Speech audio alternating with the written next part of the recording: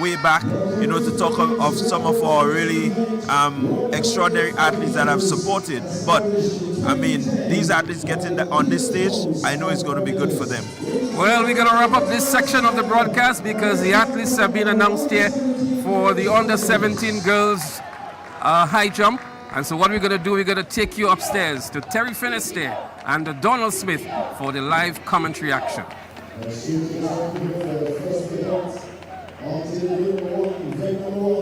Thank you so much, gentlemen.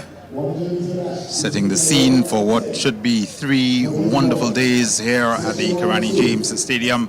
And we have the decathletes out getting ready. This is just the second year, Donald, that we will be seeing decathlon. I will admit that I was one of those who was a little bit skeptical in the early going about whether decathlon had a place at the Carifta level, but lovely to see that we have 13 boys competing in the event this year, and a number of them coming in with significant pedigree. Certainly, as a matter of fact, we do have the returning medalists, at least 2 of them from last year.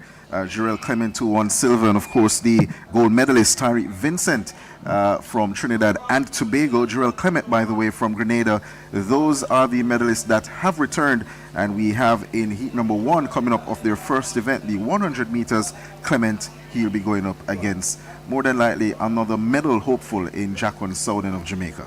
So Jaheim Williams from St. Vincent and the Grenadines is in lane 3. Jarrell Clement from Grenada, hometown favorite. He'll certainly be aiming for a medal here this weekend. Jaquan Souden from Jamaica and Shaheem Phillip from Grenada. But those 2 men in the middle, Clement and Souden, Donald, tell us a little bit about their history, because they would know each other quite well from boys and girls champs in Jamaica. Certainly. Clement, he's at Kingston College, would have won back-to-back decathlon titles at the high school championships. Souden, who is from Happy Grove High, which is in Portland, the eastern end of the island in Jamaica, he would have been silver medalist twice behind Clement, but he has improved significantly this season. So Clement has improved as well, significantly as well. But I think that Souden could give both Clement and Tyreek Vincent of Trinidad and Tobago a good run for their money. But one has to say, though, Vincent, the defending champion, he certainly goes in as favorite. Last year, Clement played second fiddle to him throughout the Carifta Games in Trinidad and Tobago, and it could be something similar, but I'm expecting that some of these 10 events may be much closer than we could potentially expect when compared to last year. Exciting thing about Tyreek Vincent is that he is only 18 this year. So he has is some more years. Yeah. due to be back next year. So Clement and Souden, the men to look for in the middle there, but Williams and Vincent and the Grenadines is in lane 3. Philip from Grenada is in lane 6. So off they go here. On the outside, Shaheem Phillip of Grenada, but Jarrell Clement has expected steps forward. It's Clement of Grenada. His teammate Phillip will be second, and Souden in third. 10.91 for Jarrell Clement, and if that time stands as the official mark, it would improve on his personal best. But Clement already showing that he's here to get the top spot. Probably came and got some oil down. Yeah. Motoring away here. And Jarrell Clement, he's not too happy, it would appear, with a look at that time, but I mean, a personal best. Last year, he would have set the best event best in this race, particular year. 10.99. Yeah, and always interesting and entertaining to watch how combined events athletes grow from year to year, where they improve, where they fall back perhaps or stagnate in certain events. For instance, we saw Tyreek Vincent clearing 3.20 in pole vault earlier this year, and we'll be seeing him in this. I believe that's a new record for the decathlon. I mean, it is only 2 years old, so yeah. Hopefully we will be seeing a number of individual event records from the decathletes over the next 2 days. 10 events, 2 days, always growing, and great to see that we have these 2 young men, Clement and Souden, coming from boys and girls champs and competing here again. Just about a week and a half later, give or take. Yeah. The bronze medalist was a St. Lucian at Jamaica College, but he is not here this weekend. And interestingly, we should have pointed out as well in the first heat, the winner from the octathlon last year, Shaheem Phillip, who was second in that 100. He is also in the decathlon this year, moving up to the under 20 level. So a lot of quality in that first heat. But we're going to get a look at the defending champion momentarily, Tyreek Vincent. So Tyreek Vincent, last year he was third in his 100-meter heat, has a best of 11.32, has run wind aided 11.11 this season, so he's looking to hopefully go below that 11-second barrier or close to it to get some big points to keep up with the likes of Clement and Phillip. Vincent in lane 6, and you saw him there with number 592 on his bib. Alexander Knowles of the Bahamas is in lane 2.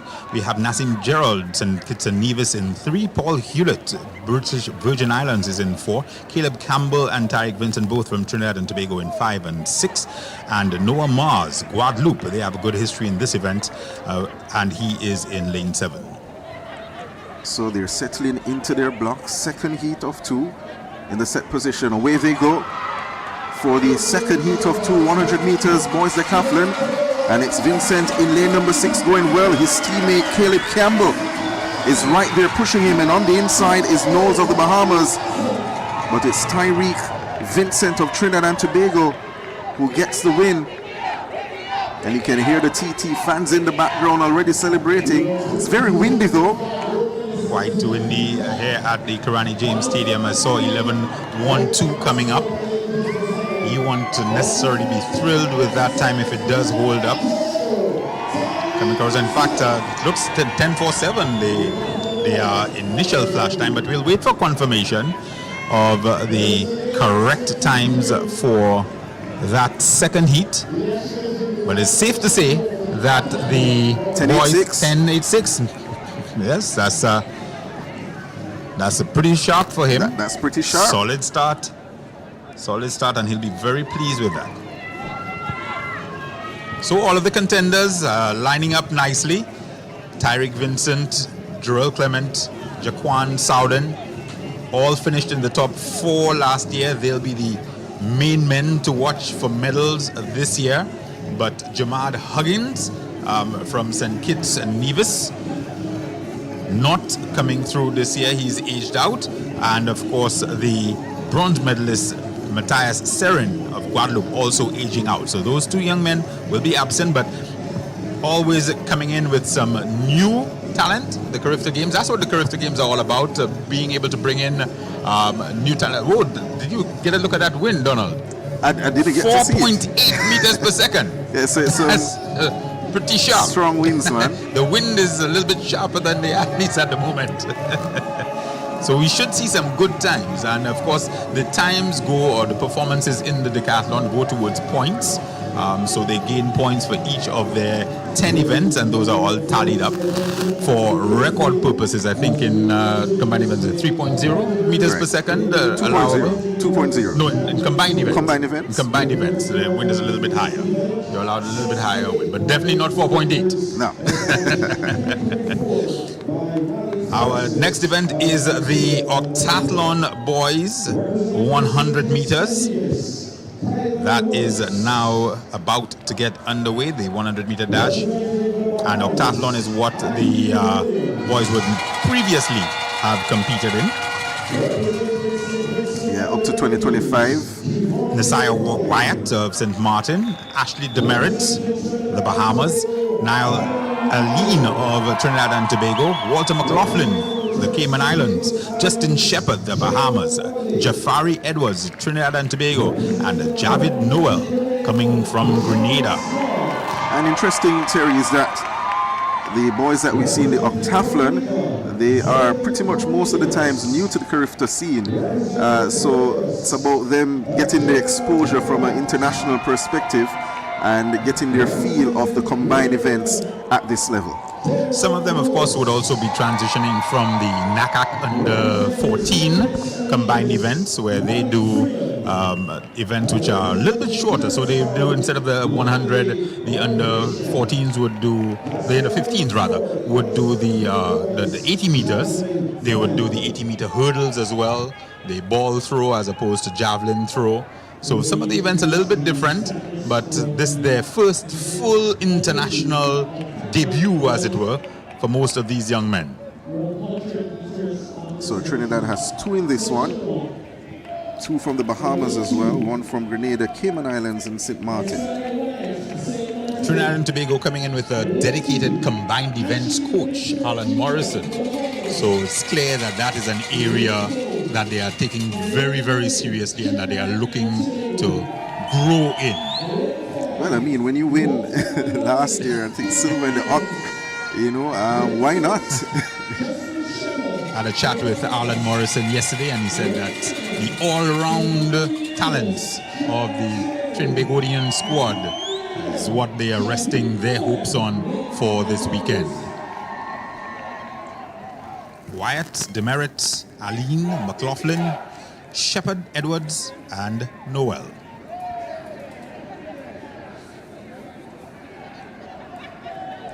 So they're on the starters' orders. They're on their mark.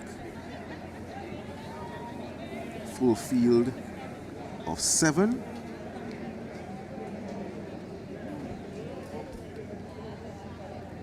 Can hear the wind in the background as well in the set position. Break at the start, so they're allowed at least 1 false start in these combined events, so you won't see anyone getting thrown out at this particular point. Seems as if it's the man Nasiah Wyatt of St. Martin may have moved.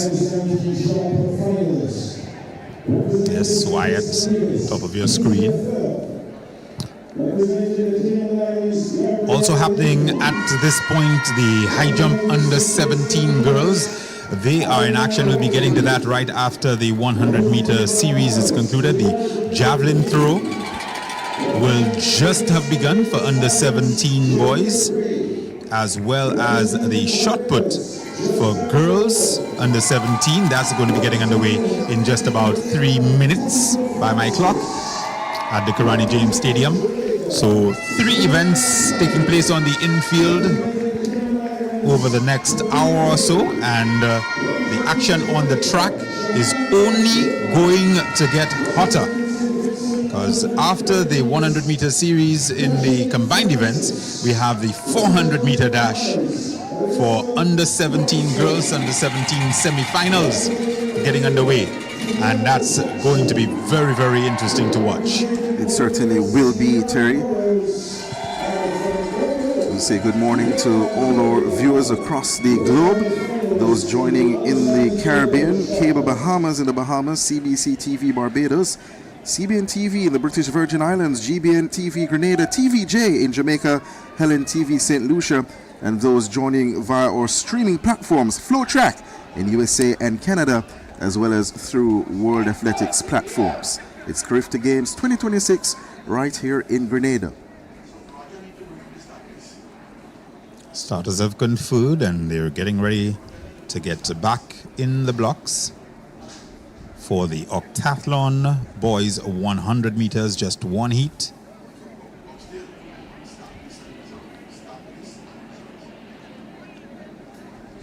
Strong Puma representation there, Donna. Lots of young men favoring the spikes of Usain Bolt.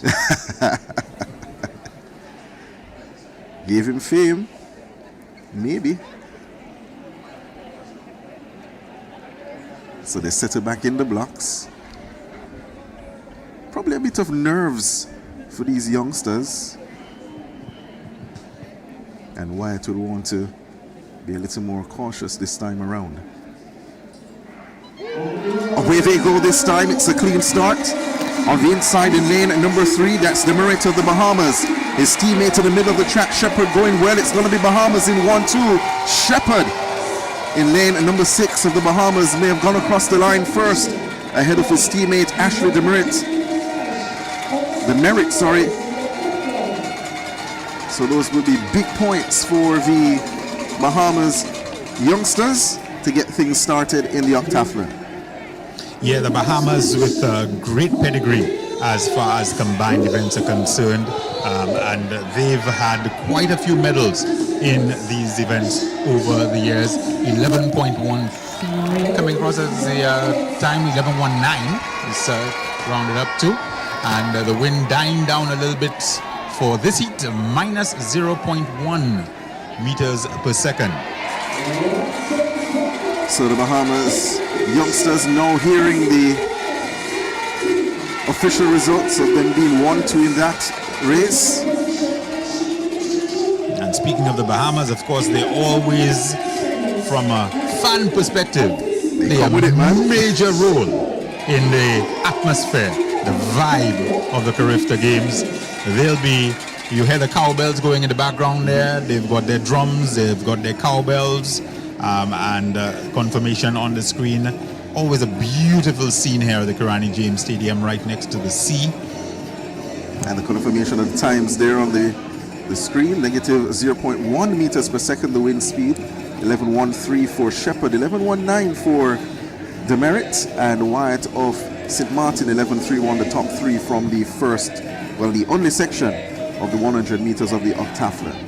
And because you've had that change now to the octathlon being for under 17 boys, a number of these young men now are 15 years old, and so will be coming back next year. As we turn our attention now to the high jump, they started at 1.45 meters. This is the high jump for under 17 girls.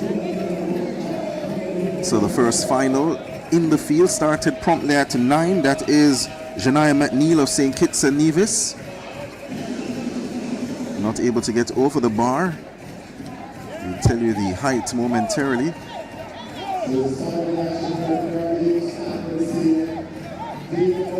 So we have a total of 13 ladies who are in this final. We have the winner from the silver medalist from last year, Shania Motley of Barbados, as well as St. Lucia's Destiny Sinak, who was a bronze medalist. As we see Ariel Stevens of St. Vincent and the Grenadines getting clear. So they are at the opening height, 1.45 meters, and this is the third try for any of the ladies who may have attempted that height and been unsuccessful previously. So that means Stevens of St. Vincent and the Grenadines survives and will continue in the competition. Based on the seeded marks here, Terry, we have two jumpers who have gone over 1.70 meters this season, both from Jamaica, Kemoya Campbell and Stevanko Henry. We have four actually, because the Barbadian and the St. Lucian have both also gone 171, which was the winning height last year. But in terms of the season? Yeah, they're not represented in the seed for some reason, but we have those four. I think are going to be the ones who are going to coming in a little bit later. I don't think they'll be attempting 1.45, any of those four girls. Probably not. Yeah. The original starting height was actually going to be 155. That was felt to be a little bit stiff for the quality of the field. And so they've gone down to 145. 13 young ladies included here. As Donald said, Stefanko Henry from Jamaica, and also from Jamaica we have Kemoya Campbell. No relation to Kemoya, right? I asked last night. Not that I'm aware of. It's a very popular surname in Jamaica, Campbell. Yeah, but the first name, Kemoya. Probably another. Kemoya, of course, a great middle distance runner. One of the legends of the Carifta Games, I would say.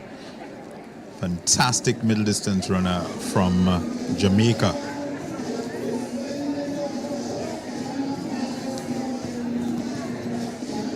Getting ready for the 400 meters. under 17 girls. First heat.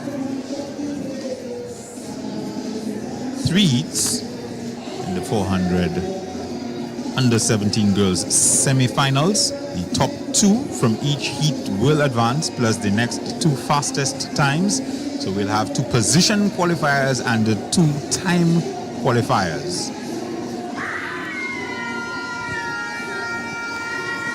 Still have the high jump in progress. The under 17 girls high jump competition. That was Takea Smith of the British Virgin Islands. First time clear at 1.50 meters, the bar has gone up to. The Queen Welch of Trinidad and Tobago, this will be her first attempt at that height. Coming from QRC. Just get across.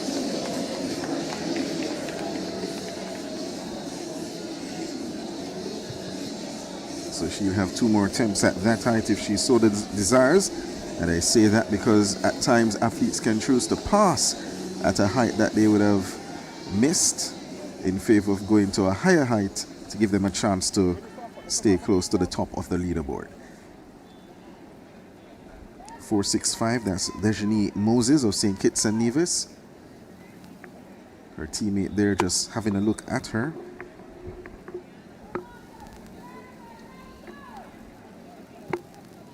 Didn't look entirely confident approaching that height.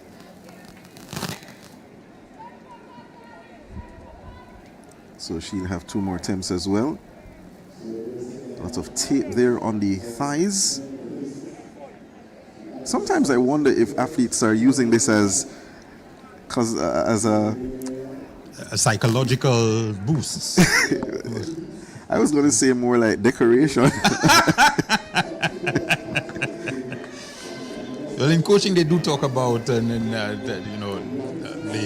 psychological effect of things like armbands, and you see a lot of the boys in particular wearing the arm sleeves. An arm sleeve isn't helping you run any faster, but you feel you look good, you feel good, so you perform better. You perform better. Hometown girl, Michaela Patrick of Grenada, now on the runway. Oh, that's a huge clearance. Had a lot of space left. So she's well over that 1.50 meter height. Michaela from St. Joseph's Convent, and a young lady coach from Grenada, from our Guyana, in fact, was surprised to find out that St. Lucia has a St. Joseph's Convent. I think most Caribbean territories have a St. Joseph's Convent. I think like Jamaica, we have a teachers college, St. Joseph's Teachers College, so I guess the high school part missed us. Trinidad and Tobago, I know, has one for sure, and here in Grenada. So the 400 meters on the 17 girls getting ready. This is Shania Motley, the silver medalist last year. She goes clear first time at 1 meter and 50. Right, we have the young ladies on the line as well for the 400 meters opening round of competition. Kemoya Campbell, first attempt, 150, easily over that height as well, the Jamaican. Nice and crisp. And you'll probably start seeing more of these competitors entering at 1.55. Now on the runway is Ryan Graham of Trinidad and Tobago. Was in that final last year. Smoothly over on her first attempt at 1.50.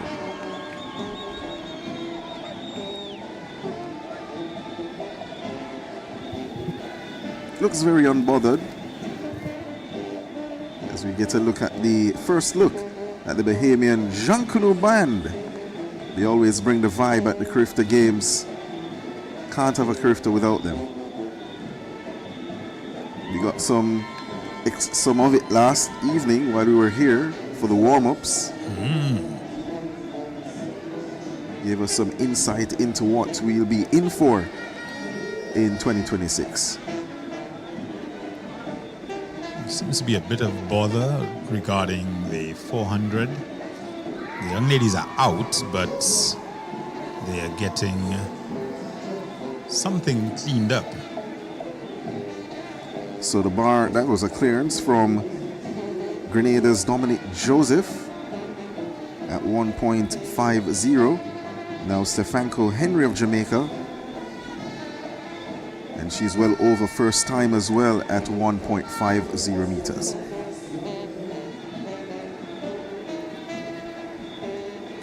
So if you're just joining the coverage, if you're not used to the Carifta Games, a lot happening as you'd expect on the track and in the field.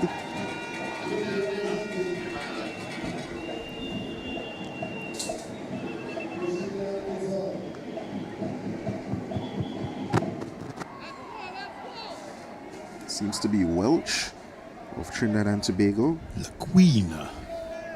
Powerful name.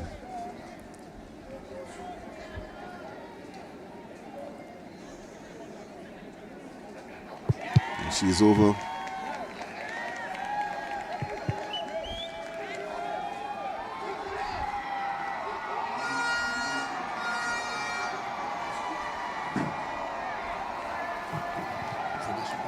So she walks back to her bench.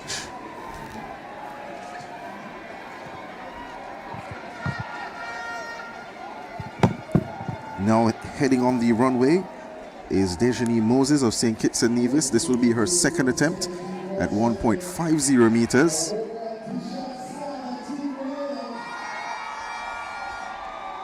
These ladies vying for possibly the first medals of Carifta 2026. It's a picture of focus for Moses of St. Kitts and Nevis.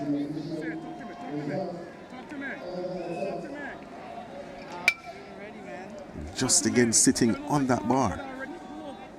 Still doesn't look comfortable. So she will have one more attempt, Terry, at that height, if she so desires.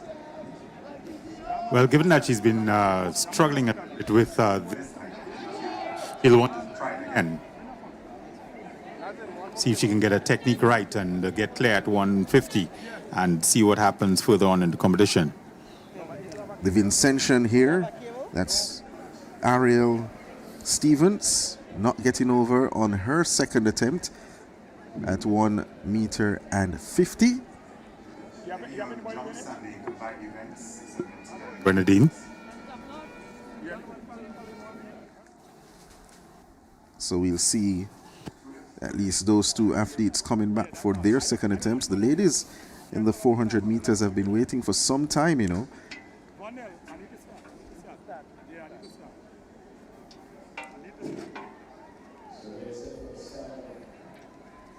So a slight delay in the next competitor in the high jump. Ongoing, as we noted earlier, we'll get that just for a while. We'll have the javelin throw and the 17 boys, as well as the shot put and the 17 girls. On the runway, Janaya McNeil, St. Kitts and Nevis, just 14 years old. I think that was Moses. That was her final attempt. Yes, indeed. Moses. So she exits the competition at 1.50, her best 1.45. And now Stevens of St. Vincent and the Grenadines will try to make progress in the competition for her third and final attempt at 1 meter and 50. Had their final training session last evening, did St. Vincent and the Grenadines. And does not get over 150. Yeah, stuttered into the bar. Almost appears as if she might have had second thoughts about making that jump, but then decided to just go. Unfortunately, the bar goes down, so she exits as well.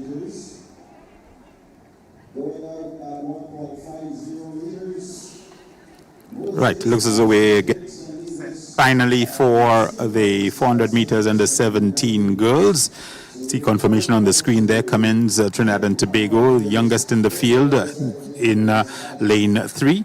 Frederick from Grenada.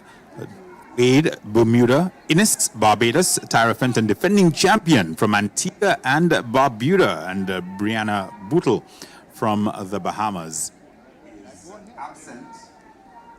She is there.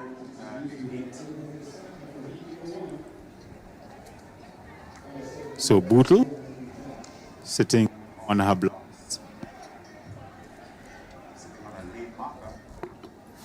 And the camera would want to zoom in lane number 7. That's Tyra Fenton of Antigua and Barbuda, the defending champion. Also a 2-time senior champ for Antigua and Barbuda over 400 meters. Quite the athlete. Has gone 53.93. Junior Sports of the Year over in Antigua and Barbuda.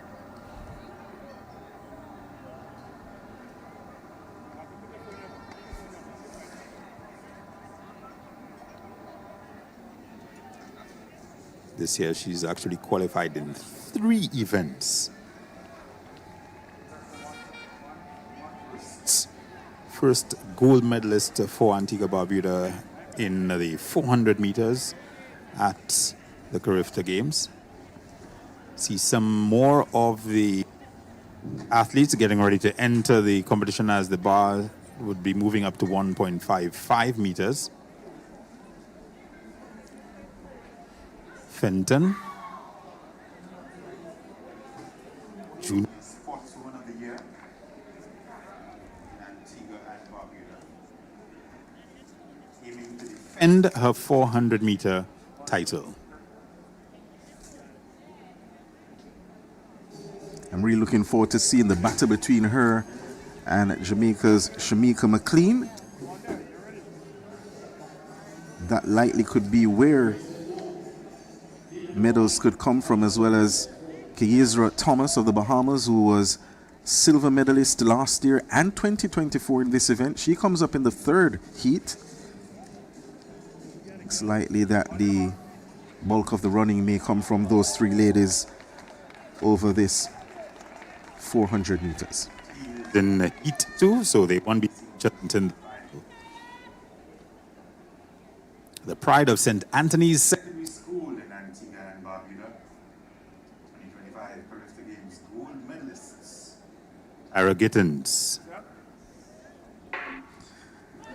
Well, they're about their business in section 1. And early already we see Tyra Fenton of Antigua and Barbuda in lane number 7. Going out strongly. Gaining on the Bahamian Brianna Bootle.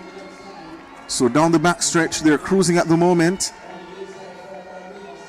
And it is Fenton pretty much looking like she's jogging at the moment. Going by Bootle of the Bahamas based on the stagger. It's the Antiguan looking to defend her title in 2026. No one close to her but Bootle at the moment. And even so, she has a lot to do to catch up back to Fenton of Antigua and Barbuda. So Fenton from Bootle, and then behind them is Innes of Barbados. So Fenton shuts it down, 55.44 the flash time. Bootle in 2nd, and you know, Frederick of Grenada was finishing fast, may have gotten there for 3rd ahead of Innes of Barbados. The challenge for the main contenders is 55.31, is it? 55.51. The challenge for the contenders always how to walk that fine line between keeping something in reserve and running a sufficiently fast time that you get a good lane in the next round of the competition. I think that she was able to straddle that line well, and she has put down 55.51 mark. How McLean in the heat 2 is going to be able to go, and of course he is Thomas from the Bahamas. Yeah, and as well, they would have that finals later on in the afternoon session. So it's being very strategic in running these rounds. Confirmation that the Grenadian did just pip her Barbadian rival, 57.7, and Innis 57.79. And Frederick's time is a PB. Yes, and that is going to be very interesting. So those two, the current time Qualifiers 57.7 So whoever finishes in third and fourth in the next two heats faster 57.7 or 57.79 in order to make it into final. We go back to the high jump on the 17 girls. Height of the bar has gone up.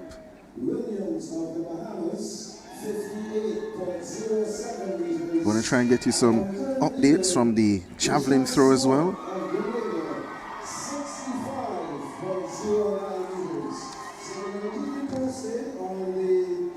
The Sean Smart.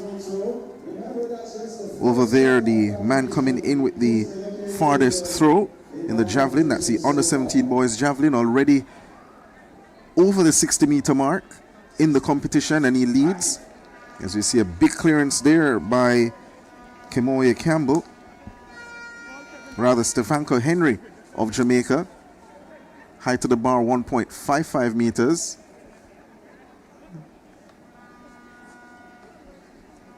Just having a little laugh with her teammate. And on the runway from the British Virgin Islands. So Smart comes in with the best seat mark.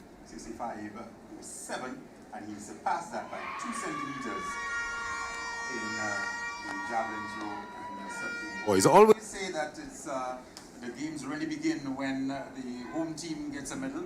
and Smart looks as though he may be on his way to a gold medal in this one as we Take a look again at the high jump. the Record for the javelin throw 68.84 meters. So Takea Smith of the British Virgin Islands, she went clear at 1.55 meters. Now LaQueen Welch of Trinidad and Tobago to attempt at that height. And she goes clear as well. Comfortable, I think, up to 160. Let's see how she negotiates beyond that.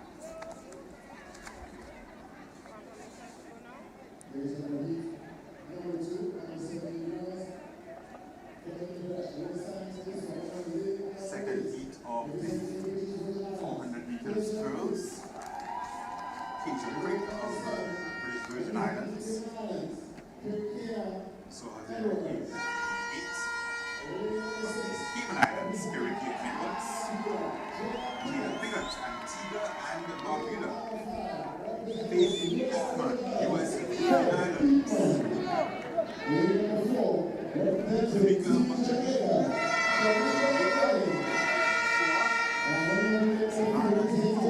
Barbados.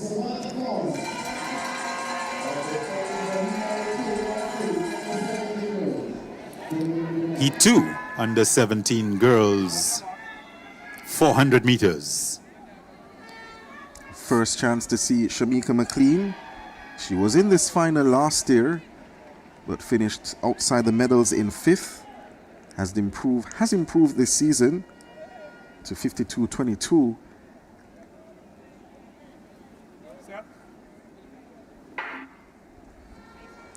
So the second heat off and running. Conservative start from McLean of Jamaica. Going well is Faith Eatman of the US Virgin Islands, and on the outside from the British Virgin Islands, Keisha Creek.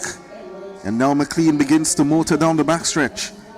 The Jamaican looking to conserve as much energy as possible as the finals come up later on this afternoon. It's McLean based on the stagger with Creek of the British Virgin Islands on the outside in lane 8 in second. This is what you call comfortable running here. The rest of the field trying to press to get forward. But it's McLean of Jamaica who is comfortably here in front. The battle for the second automatic spot. Petering out with Creek of the British Virgin Islands getting it. 54.94 the flash time for McLean. Job done. So that's 55.0. Very straightforward qualification for McLean. Finals last year out of the medals. Looking into the top three this evening here at the Grand James Stadium. Laid down by Carifta. Ran 55.00.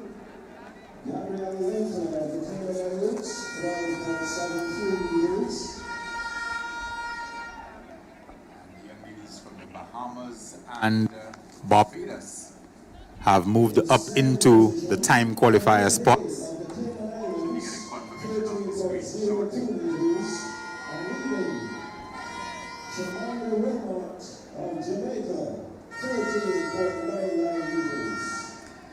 Yeah, so that's confirmation there. Cayman's Karika Edwards, 57.00, and Barbados is Savannah Thorne with 57.20. Now move into those two non-automatic qualification spots for a chance to get in the final with one more section to come.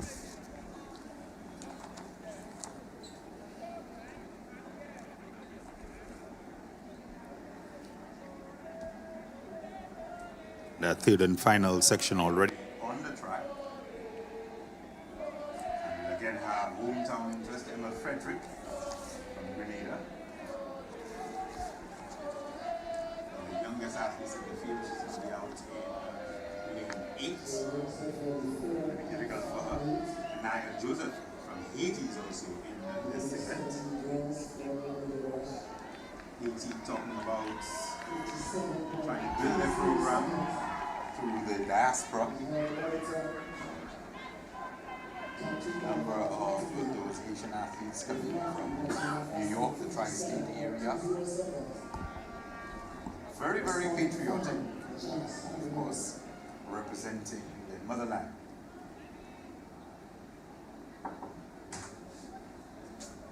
Also we'll be seeing here Thomas.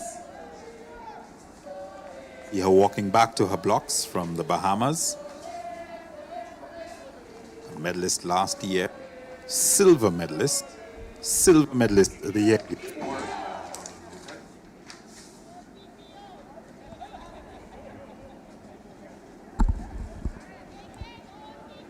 And you can see in the background as well the height of the bar going up to 1.60 meters as well. Thomas settling into her blocks. Has a cross on her spikes.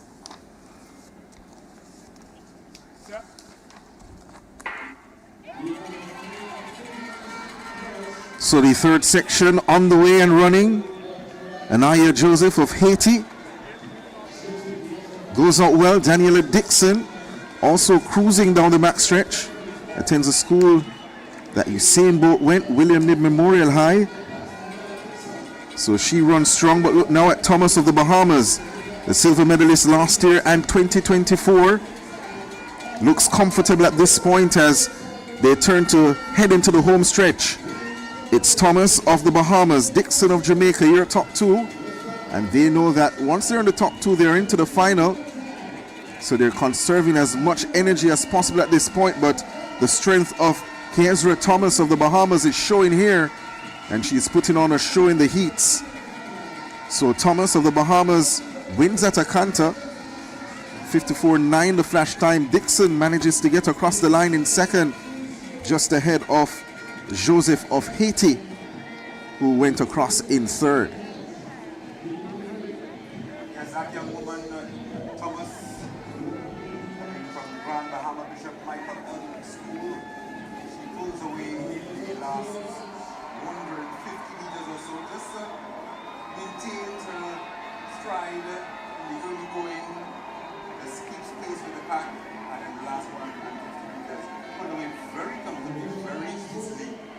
looking as if she wants to challenge this evening. She's tired of seeing silver medals at her home, Donald. She wants to see something a little bit different. And more than likely final year in the under 17 level as well for Thomas, so she wants to end it on a high with that gold, but she'll have to go through two big names, Fenton and McLean of Antigua and Barbuda and Jamaica respectively, but for sure she is showing that she'll be in the conversation later on this afternoon. Absolutely. And Thorne, it looks like, will advance to the final. Two from the previous heat.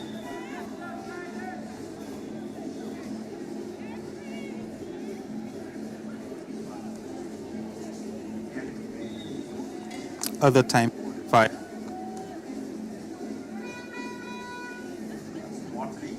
Is about 1.60 now. It troubles the bar, but It's not. it's not. That's the most important thing. Give the bar a little jiggle. As long as it doesn't come off.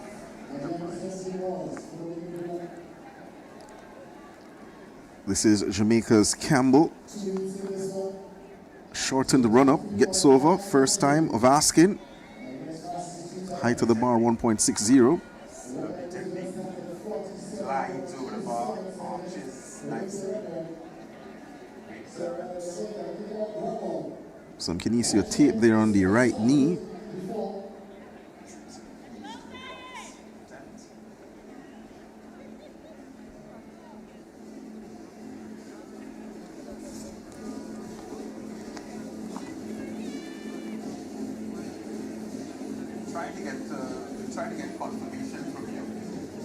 Try to get confirmation for you as to how many Young ladies remain in the high jump.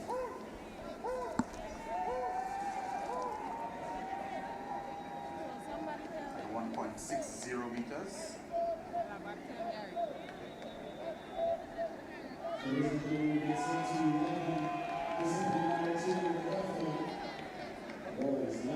Graham coming into the competition.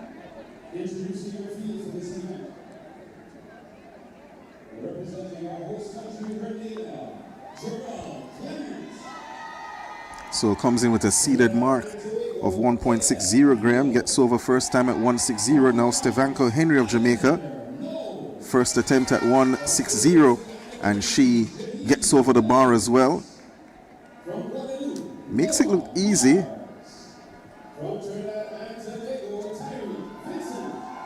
And we'll see next on the runway could be Smith of the British Virgin Islands.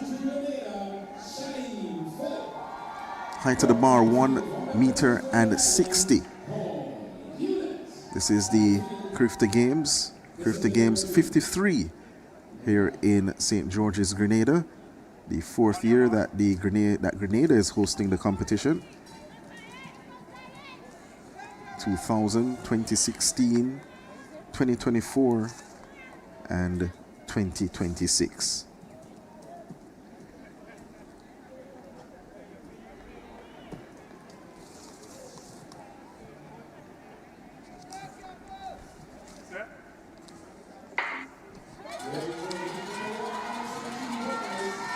So on the 17 boys, 400 meters on the way. And on the outside in lane number 8, the man from Grenada, that's Giovanni Green. He's clearly well away from the field at this point. On the inside going well is Coward of Barbados. He's running out of lane number 2. So the man in front is Giovanni Green of Grenada. He continues to hold the advantage, now beginning to press. From Jamaica, that's Dwayne Sharp, silver medalist last year. And he has a glance to his left. On the inside from Barbados, Tajay Coward. And then from the Bahamas in 4, that's Zion Bradford. But look at Sharp. He looks left and right all the time throughout. Comfortably winning in section 1. Sharp of Jamaica taking the first section of 2 in the under 17 boys. 400 meters. You get a replay here.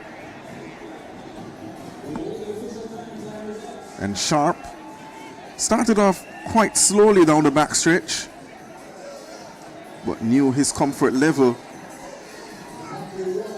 Has run 46.73 already this season, Sharp. 48.98, the flash time on the clock for Sharp of Jamaica. The Bahamian, Zion Bradford. Seems to be a popular name in the Bahamas. Zion last year in the under 17, I believe, or under 20, Zion Miller won. They have 2 Zions representing them in the under 20 this year, and they have one in the under 17. So another frontal shot there of Sharp. As you can see the results there. 48.86 for Sharp, 48.91 for Bradford, and in third is 49.32 for the man from Bermuda, and that's Ferbert. Top 3 sure to advance to the final, and then the next 2 best times, just 2 heats. So the times on the bubble: 49.58 for the Barbadian Coward, and Chin Lee of Trinidad and Tobago 50.10. So those are the times that you'll keep your eyes on when section 2 comes up. So Coward and Chin Lee, and they will set the tone for the next heat. So section 2 will be gracing the track momentarily. The high jump continues as well. The height of the bar has increased to 1.63 meters.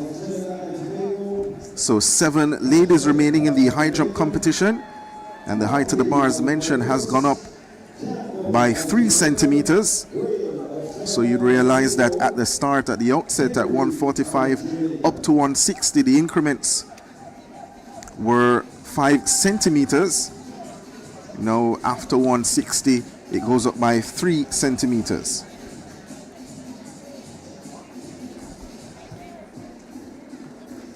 So long jump action happening. This is the decathlon for long jump boys. Well, long jump boys in decathlon. They waste no time. Yes, 3 events to get through this morning for them. 2 more later on this afternoon. And then an ice bath. It's necessary.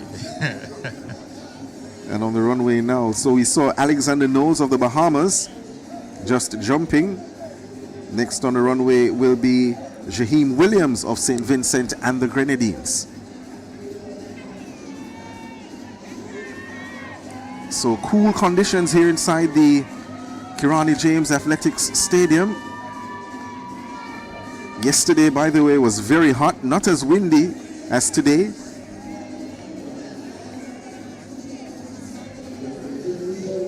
And the Vincentian gets the white flag.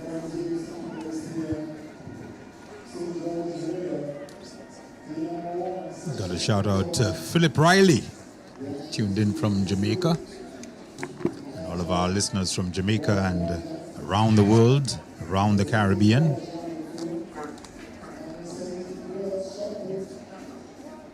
Vincent actually one of the best long jumpers in absolute terms in the Caribbean at the under 20 level.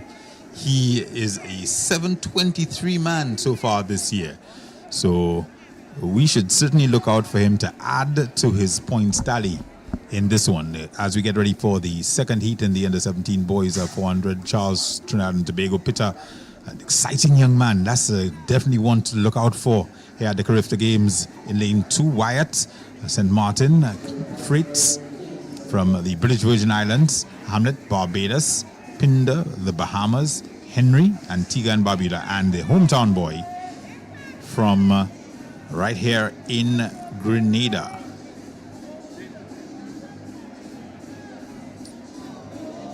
Kashay Stephen.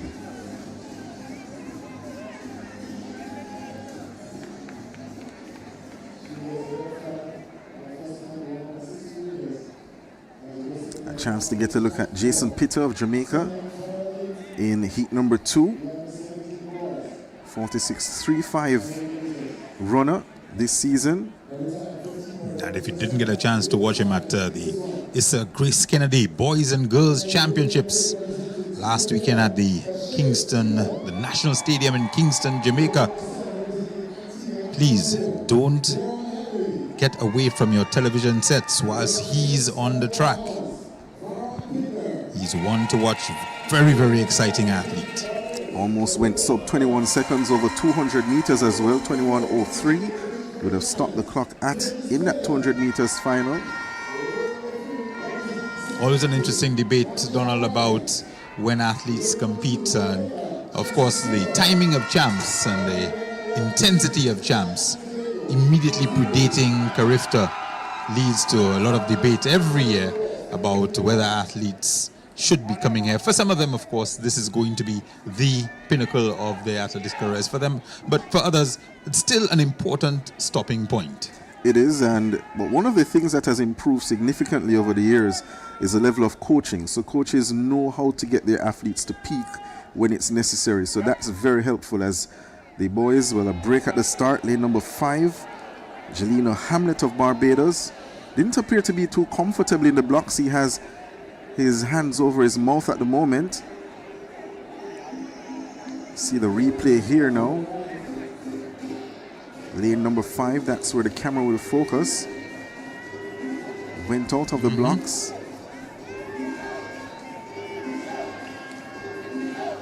He's not too happy.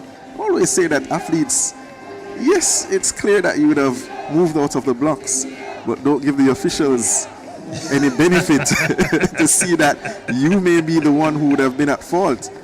Behave as if nothing has happened.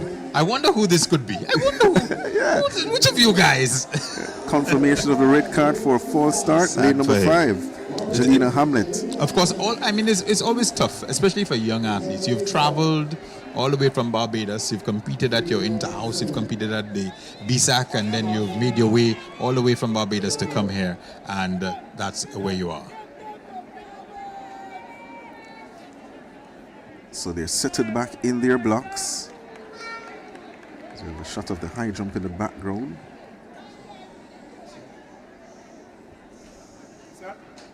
In the set position. Off they go for the second section. Off 2. The times on the bubble, 49.58 and 50.10. On the outside in lane number 8, the Grenadian, Kashay Stephen, comes in with 50.23. Down the back stretch, running strong, Geron Henry of Antigua and Barbuda. He now goes by Stephen of Grenada. So Antigua and Barbuda's Geron Henry with the advantage at this point, at the 150-meter mark now. And it's Geron Henry of Antigua and Barbuda who leads the charge as they turn for home. Top 3 will advance to the final. And Henry, well away from the battling or chasing pack. Pitter on the inside of Jamaica. He's conserving a lot of energy here, but shows his class on the inside. But Henry of Antigua and Barbuda wins it. Pitter in second, and third is Fritz Caden of the British Virgin Islands. An important lesson for young athletes as you look at Pitter there. He knows that he's coming in as the favorite, and he knows that he only needs to make the top 2 in order to advance. He has the measure of the field.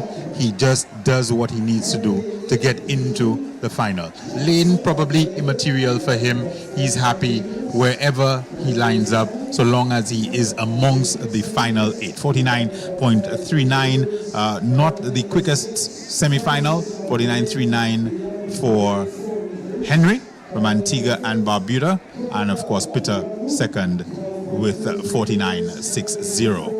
And because it's top 3, Caden Fritz also goes through 49.87, but the times in 4th and 5th from heat 2, they won't advance because Coward in section 1, the man from Barbados, Tajay Coward, 49.58 and 50.10 from Trinidad's Julien Chin Lee are the times that will go through as time qualifiers to the final of the under-17 boys 400 meters.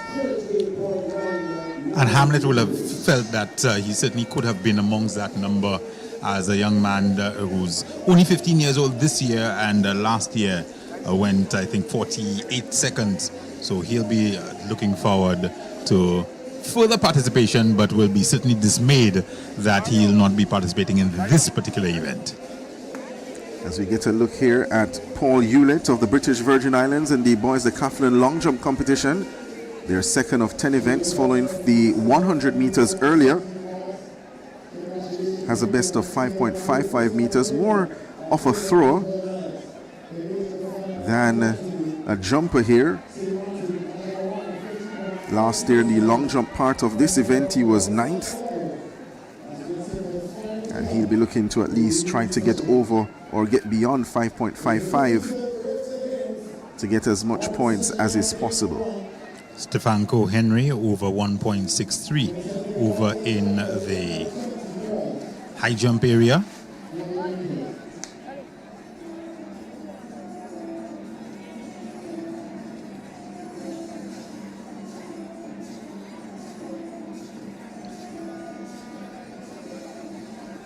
Successful clearance there. White flag goes up. In the decathlon boys long jump.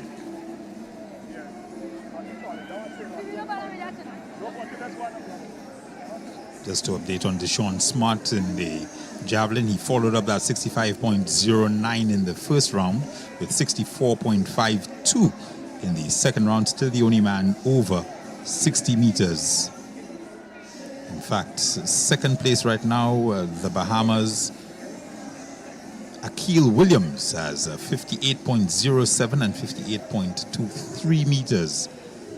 Next best throws after the man Smart.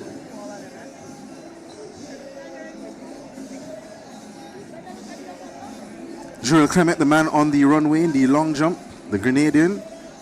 Silver medalist last year overall in the decathlon on the 20 boys.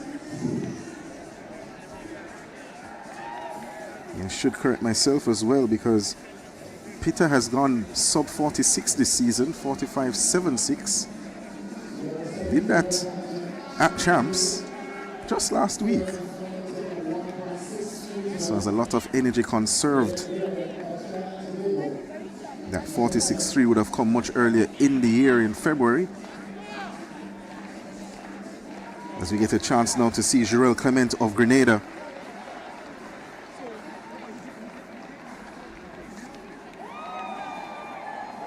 Has jumped 6.93 meters at his best. Not too happy with that. Man from Kariakou. Kayak. Attention now on the javelin throw. A man there from the Turks and Caicos Islands.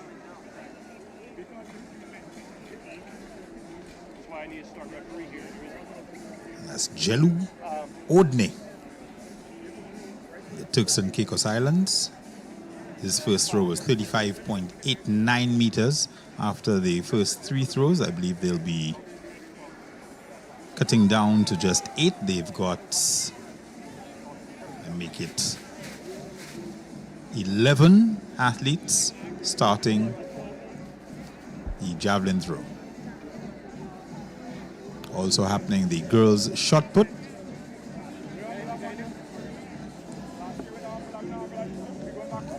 And at some point, of course, we'll be getting back to the business end of the high jump for girls.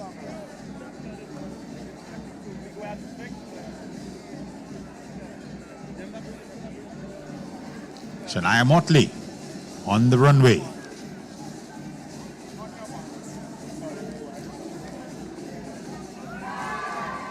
Over cleanly.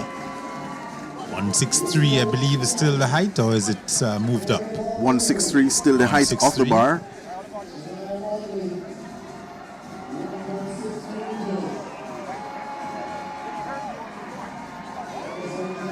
This is Kemoya Campbell of Jamaica. Attempting 1.63 meters. Looked really good over 160.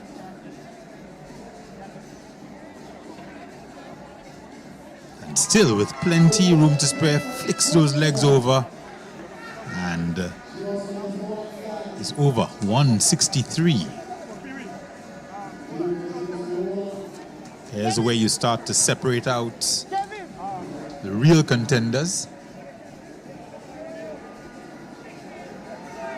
This is Ryan Graham of Trinidad and Tobago.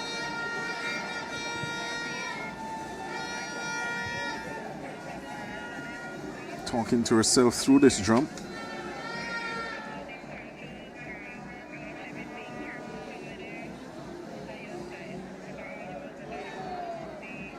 Back of the leg there, catching the bar. So she'll have to go again at that height. Perhaps had the height to get over, but not quite getting the body position over the bar. And she'll head over to have a chat with Michelle Aline Penny, who's the head coach of Team TTO, as well as the jumps coach. Whilst the officials reposition the crossbar. Or is it that they're raising the height of the bar? It seems as if it's going up again. 4 competitors remaining. So that was the end of the road for Graham. So we are almost in the medals. Just 4 athletes remaining. And the height of the bar goes up to 1.66 meters.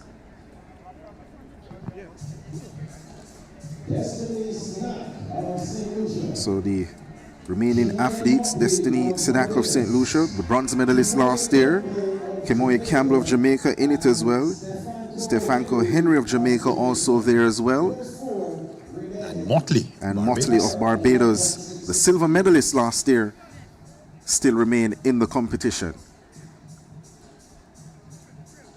1.66 meters. And Snack is on the runway. St. Joseph's Convent, St. Lucia.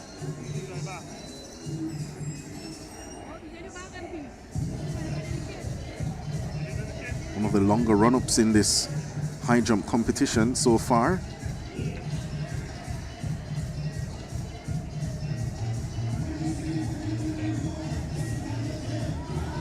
Over cleanly. 1.66 meters is Snack.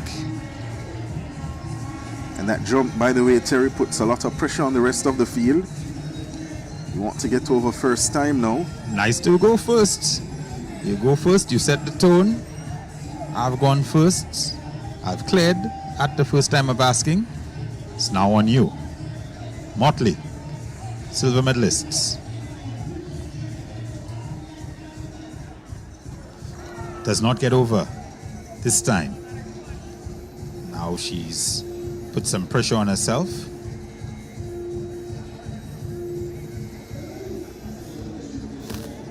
The first of the 2 Jamaicans left in the competition. This is Kemoye Campbell.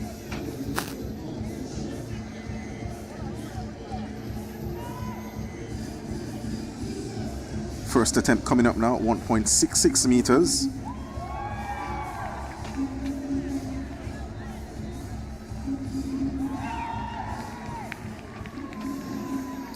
And she takes down the bar on her first attempt.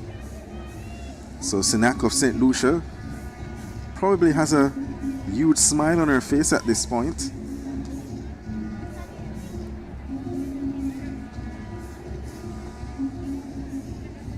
As Stefanko Henry of Jamaica goes for her first attempt at 1.66 meters.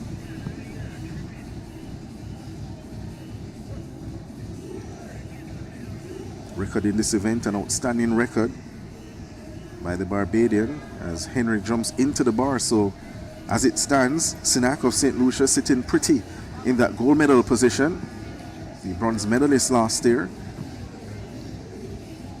That record I mentioned, 1.85 meters back in 2010 by Akila Jones. Georgetown, Cayman Islands.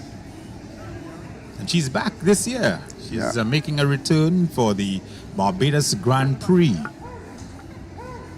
Olympian, heptathlete, brilliant athlete. Remember her from Carifta 2009, really making her debut along the likes of Kirani James and Motley. Oh, Stayed up. Motley.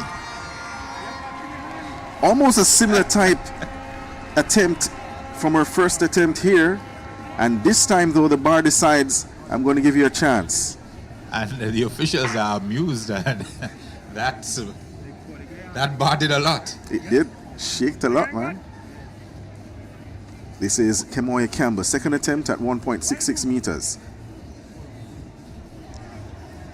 Jumping into the bar again. She'll have one more attempt at that height. I think she has that height. She just needs to trust that the technique that carried her through to 163 is going to be sufficient to get her past 166. So she's not getting that arch over the bar. We had Brendan Williams in the booth earlier. I wish he'd stuck around for him to talk us through these latter moments of the girls under 17 high jump. And Stefanko Henry also unable to negotiate at the second time of asking. So 2 over at that height now. Sinak, she leads. Motley in second. And then the 2 Jamaicans will have one more attempt at that 1.66 meters. They head over to coach. Could be Ford. And of course, for clarity, if the 2 Jamaicans don't get over 166, they will share the bronze medal.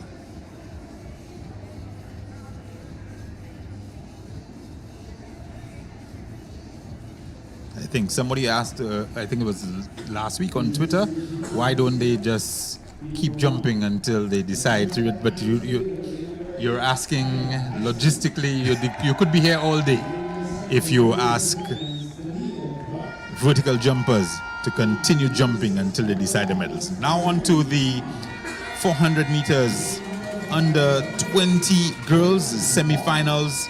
Our first semi-final will feature Crystal Bentham from Barbados, Davine Dickinson from Jamaica, Brianne Barnett, Haiti. From the Bahamas, we have K-Marie Hanna, Danielle Clark from the British Virgin Islands, and Kaya Hyson from Trinidad and Tobago. Dickinson, right now on your screen. So back Tobago over, has a nice voice. and back over by the high jump, we had Stefanko Henry clearing, but earlier her teammate Campbell took the bar down, so only 3 competitors left in the under 17 girls high jump final.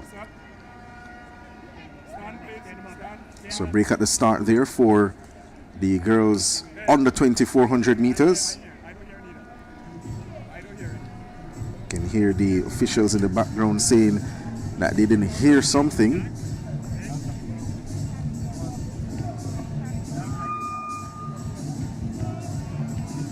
This race here likely to be between K-Marie Hanna of the Bahamas and Jamaica's Davine Dickinson. To the fastest time, Crystal Bentham of Barbados, also a sub 55 second runner herself. But she's not there though. The Haitian Barnett comes in with a bit of class, 54.20, just missed out on a medal last year in this that final. division. Yeah. Ladies and gentlemen, we're down to our medalists. They will determine which medal they want. So the height of the bar goes up again. Should be 1.69 meters. Remaining in the under 17 girls high jump competition. The psychology of the last round of the high jump, always interesting, high jump pole vault, because you know you've secured a medal. At the same time, you really want, obviously, that one medal. So there's a lot going on in your mind at this stage. So again, a long hold for the ladies in the 400 meters.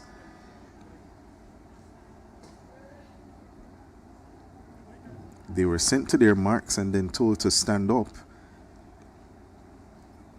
The officials, they seem ready, but potentially a technical issue preventing the start. And we've got 3 heats here. So once again, there's going to be top 2 in each heat and then the next 2 fastest. And we will be seeing the defending champion, one of the most exciting young athletes coming out of Guyana in heat 3. Tiana Springer. Sinak on the runway for St. Lucia in the high jump. First attempt at 1.69. The bar goes down though. Almost went clear. Looks to be the most composed of the jumpers remaining in this competition. Now Motley, she'll have a chance to jump into that gold medal position if she goes clear first time at 1.69 meters.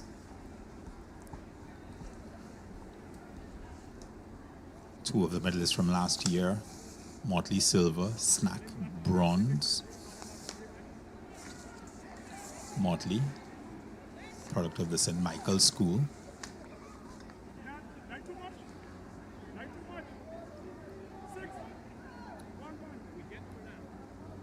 On her way. And she's over. She has moved into the gold medal position at this stage. I think the bar loves her as well because it got a little rattle and remained up again. Now Stefanko Henry, she has a chance now to join Motley at top of the leaderboard in the high jump. Needed 3 attempts at 1.66 meters. And she goes over. That's the class we're expecting, you know, from a 170-meter jumper. So the pressure now on Sinak of St. Lucia. Interesting how things change with the change in height of the bar. And again, the chess game. Snack, will she attempt 169 or will she go for 172?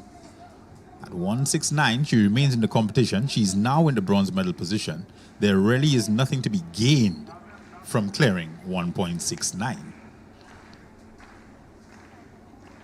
So it looks as though she is going to go at 169.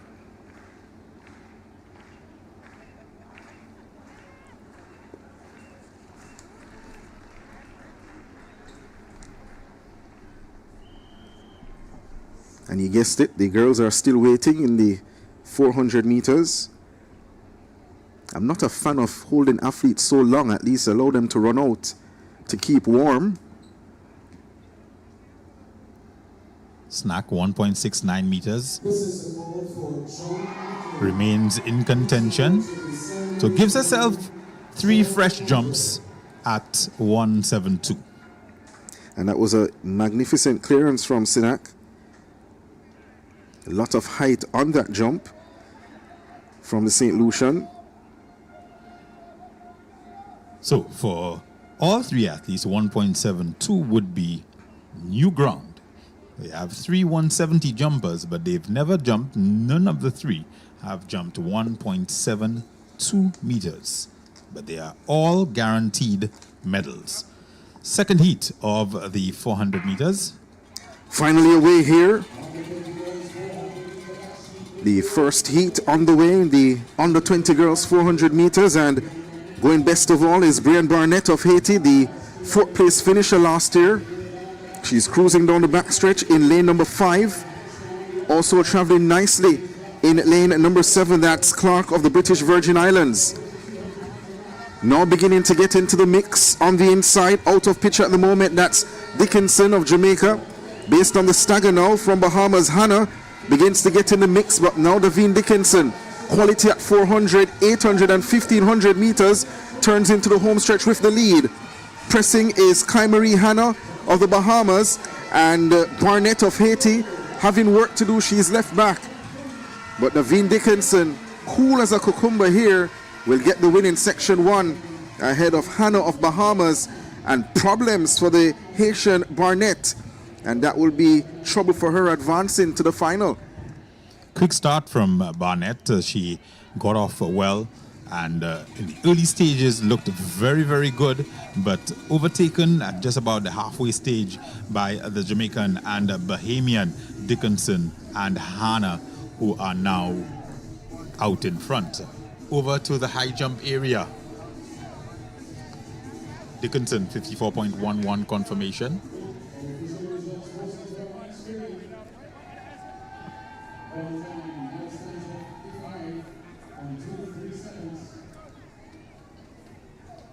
Snack has missed at 1.72. Motley will now attempt that same height.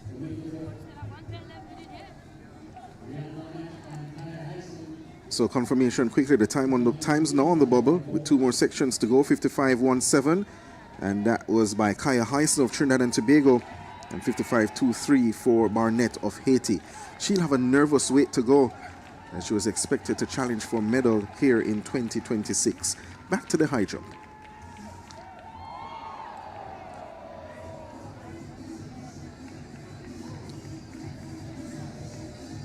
Shania Motley on the runway. She leads the competition. This time the bar does not cooperate. First time miss at 1.72 meters. Needed 2 tries at 1.66. Got the first time clearance 1.69. Got over at 1.69. And now Henry. One at the Jamaican trials over Campbell. Was outside the medals at championships. Runs into the bar, gets the red flag.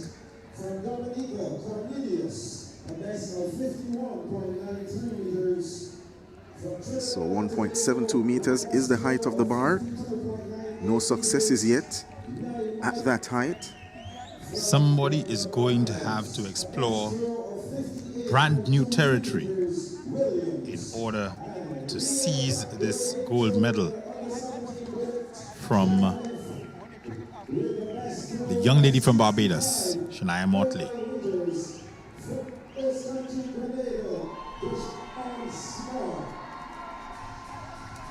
Here's Destiny Snack.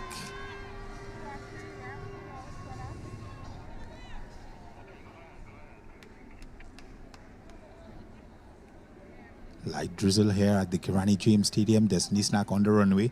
Approaches the bar. Just misses. I'll tell you what, Terry, that 169 meter clearance from Sinak at the previous height, if she gets close to that at 172, she's over the bar, because that was a lot of height between herself and the bar at 169. I'm not sure if the rain was affecting her with that second attempt at 1.72, but I think she has the talent and capability to go clear at 1.72 meters. Yes, I certainly agree. But so too, I think, does Motley. And Motley is now on the runway as we get set for the second heat, also in the semifinals of the girls 400 meters under 20.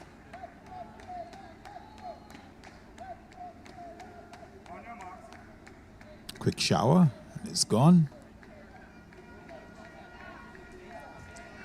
In this heat, we have Ronisha Johnson from Turks and Caicos Islands, Sharifa Trocard from Dominica, Talia Buckney-Small from the USVI, Brianna Brown, Jamaica, Giselle Loss from Haiti, Kayla Charles, Trinidad and Tobago. Charles returns to the event in 2026. The Trinidadian starts in lane number 8. Was in that final last year, 7th in the final. A good start for Brianna Brown of Jamaica. And in between herself and Charles is Giselle Elus of Haiti. The Haitian leads based on the stagger. On the inside going well from Turks and Caicos Islands, that's Ronisha Johnson in lane number 3. But it's Giselle Loss of Haiti who has the advantage. As the rain starts to ease a bit, they'll turn for home. Top 2 sure to advance to the final. It's Loss in front of Brianna Brown of Jamaica. That's your top 2. Trying to get back in the mix is Tricard of Dominica on the inside. But now Brianna Brown of Jamaica charges to the front ahead of Loss. Brown will get the win. She advances along with Loss. And on the outside, Charles of Trinidad and Tobago. She'll have to wait to see if her time is faster than 55.17 or 55.23. But job done for Brianna Brown and Giselle Loss of Jamaica and Haiti, respectively. Yes, running together and knowing that they're well clear of the field, they're in comfortable qualifying position.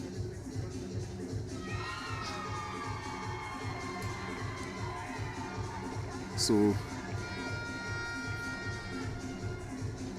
okay, so you can just see to the left side of your screen, you can see Snack over in the high jump area has just cleared 1.72, putting the pressure back on the other athletes in middle position. Told you.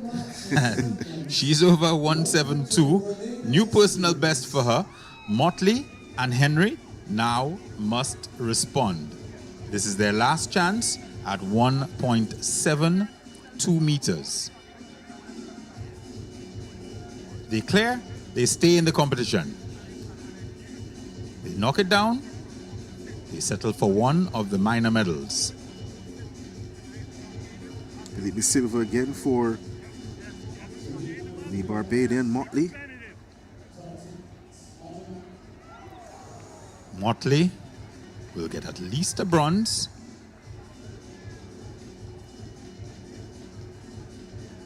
Shania Motley unsuccessful at 1.72 meters. Snack now in the gold medal position from St. Lucia. And here comes Henry. Stevanko Henry, Campion College, Donald. Yep. A nice little program going. Final attempt for Stefanko Henry of Jamaica.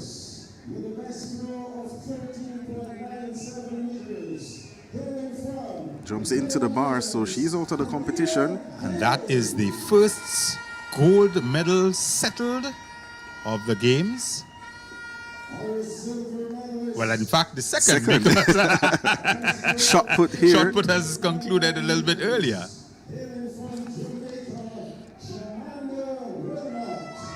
So the winner there, Shamanda Wilmot of Jamaica. Trying to get you. Well, silver rather for the Jamaican. Gabriella Linton from the Cayman Islands. Who defended her title, and her teammate in second. Her teammate Kalia Hay. And Linton still only 15 years old. Replay now. Destiny Snack going over 1.72 meters. Troubles it, but she's pleased. New personal best. And she's now your high jump champion. Going to attempt 1.74 meters. And Brendan is back, so perhaps we can get a quick comment. I don't know, Brendan Williams, of course, the organizational delegate for the Carifta Games, but also a fine high jumper. Also, it's got too many hats, so let's just get into the high jump part of it. I don't know if you've actually had a chance to watch much of the under-17 girls high jump competition. 1.72 meters, Destiny Snack just clearing the bar at 1.72 meters. We'll get to that in just a little while. Let's just take in the 400 meters first. Third and final heat, we'll be seeing the defending champion, Tiana Springer from Guyana. One of the young ladies that we're really looking forward to watching here at the games, Donald. Certainly, the silver medalist returns as well, Kadia Rock of Barbados. By the way, Tiana Springer looking for a hat-trick of wins in the 400, won in 2024 last year and looking to go to the top again in 2026. And she starts brilliantly out in lane number 8. That's the Guyanese Tiana Springer, looking comfortably as she always does. The rest of the field trying to chase. On the inside is Kadia Rock of Barbados, as she did last year, trying to chase Springer. But Springer is well away from this field, and she's cruising at the moment. A sub 52 seconds runner at her best is Tiana Springer of Guyana. Rock trying to close the gap, the top two sure to advance. On the inside from Antigua and Barbuda is Ketia Ambrose, who was in that final last year, so she knows a thing or two about these two in front. It's Springer on the outside, and Rock in the blue in the middle. It's Springer and Rock as they come to the line. Springer with the advantage on the outside. Springer into the final. Rock as well. And maybe as well Ambrose of Antigua and Barbuda could be fast enough to get herself into that final as well. But the top two, they delivered. And we see here in the replay, Springer and Rock again to do battle in the final. First time we're seeing those brand new Adidas kits from Guyana. They just signed a deal to get Adidas kits last year, a 3-year deal, and they've got brand new kit for 2026. But Brendan, I was asking earlier about the high jump. Don't know if you've had much of a chance to watch, but Snack Claire, 1.72, gold medalist in the event. What do you make of the number of competitors that we are seeing today and the quality? Yeah, I haven't looked at the high jump, but I looked at the starting list, and I can tell that there is a very keenly contested competition. There's about 16 competitors, so it shows that the sport of high jump is growing in the Caribbean. Because also for the under 17 boys, under 20 boys and girls, we also have fields more than 12. So I'm expecting great things from the high jump, especially the boys. So I'm expecting to see guys going over 210.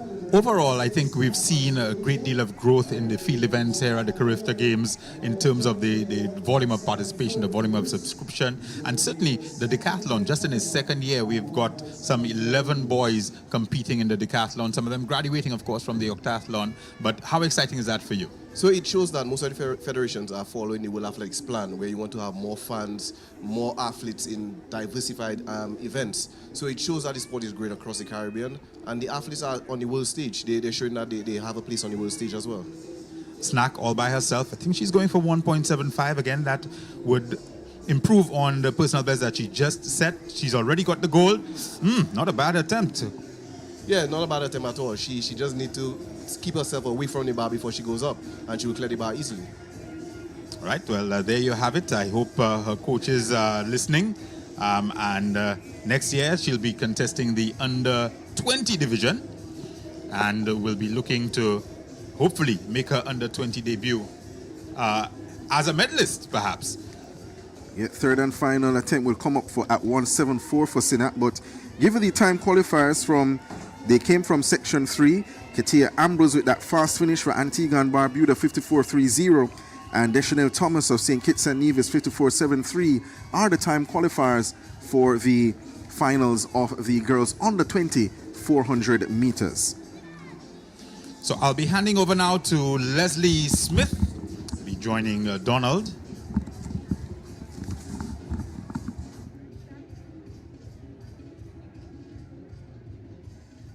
Well, good morning to all of the viewers out there within Grenada, the region, the diaspora, the rest of the world, as we continue the live track and field action here at the Kirani James Athletic Stadium. It's the 53rd edition of the Carifta Games, and Donald, impressive performances so far from some of the key athletes that we expected to do well.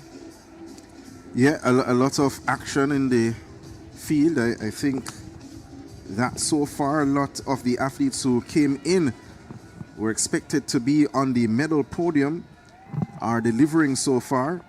Sinak in the high jump. She will go for her third and final attempt at 1.74 meters, which will improve on her personal best, which was a previous height at 1.72 meters. She would have upgraded from bronze in 2025 to gold here in 2026. Destiny Sinak, her third and final attempt at 1.74 meters. Well, we can already start extending congratulations to the girls of the St. Joseph's Convent, St. Lucia, and all the people of St. Lucia on the final, on another attempt here. Not to be today, and that ends the under 17 girls high jump competition. The news is that Destiny Sinak of St. Lucia is the gold medalist. Motley of Barbados, based on countback, should be the silver medalist, and the bronze medalist Stevanko Henry of Jamaica. So the second gold medal has been determined, and that's in the high jump for the under 17, and we extend congratulations to those successful athletes. The javelin in the under 17 category is in the final stages now. The top 8 competitors are there. And on the track again, we have the boys for the first of the heats in the 400 meters under 20. And just to give the official results now, so based on countback, Henry of Jamaica leapfrogs Motley of Barbados for the silver, because on their first attempt at 1.63 meters, Motley needed 3 attempts to get over at that height, whereas Henry went over on her first attempt. So Henry of Jamaica gets the silver. Well, the boys are on the track. A lot of pedigree in this race as well, Donald, as the under-starters orders now. Event 39, the under 20 boys 400 meters. 8 to advance, 3 sections to come, top 2 from each heat, and then the next 2 best times overall. They're in the set position. Zachary Wallace, 45.77 man this season, of Jamaica, runs in lane number 6. But the man who could be watched as well in this field to give him some challenge is the Barbadian Greenwich Lewis, that's Shamari Greenwich Lewis in lane number 8 of Barbados, and the Lucian Jacqueline Alexander. The Bahamian, though, Zion Davis, we spoke about the Zions earlier. This is another, Zion Davis of Bahamas. He has the lead coming off the turn into the home stretch. It's Davis cruising in front. He knows top 2 will get him in the final. It forces Wallace of Jamaica and Greenwich Lewis of Barbados to press, and it's Wallace who comes forward. Wallace and Greenwich Lewis, maybe Wallace ahead of Greenwich Lewis of Barbados on the line, which means that Zion Davis, who led off the bend, will have to wait to see if that time is fast enough. 46.47 for the Jamaican, 46.49 for the Barbadian, and those are the top 2 who will get into the final. Well, in 4th position was Daryl Daniel of Grenada with a personal best of 47.34, I think it was. His previous best would have been 47.74. And we will look to see how that goes with the remainder of the heats to see whether or not he would make it on a next best time going into the finals.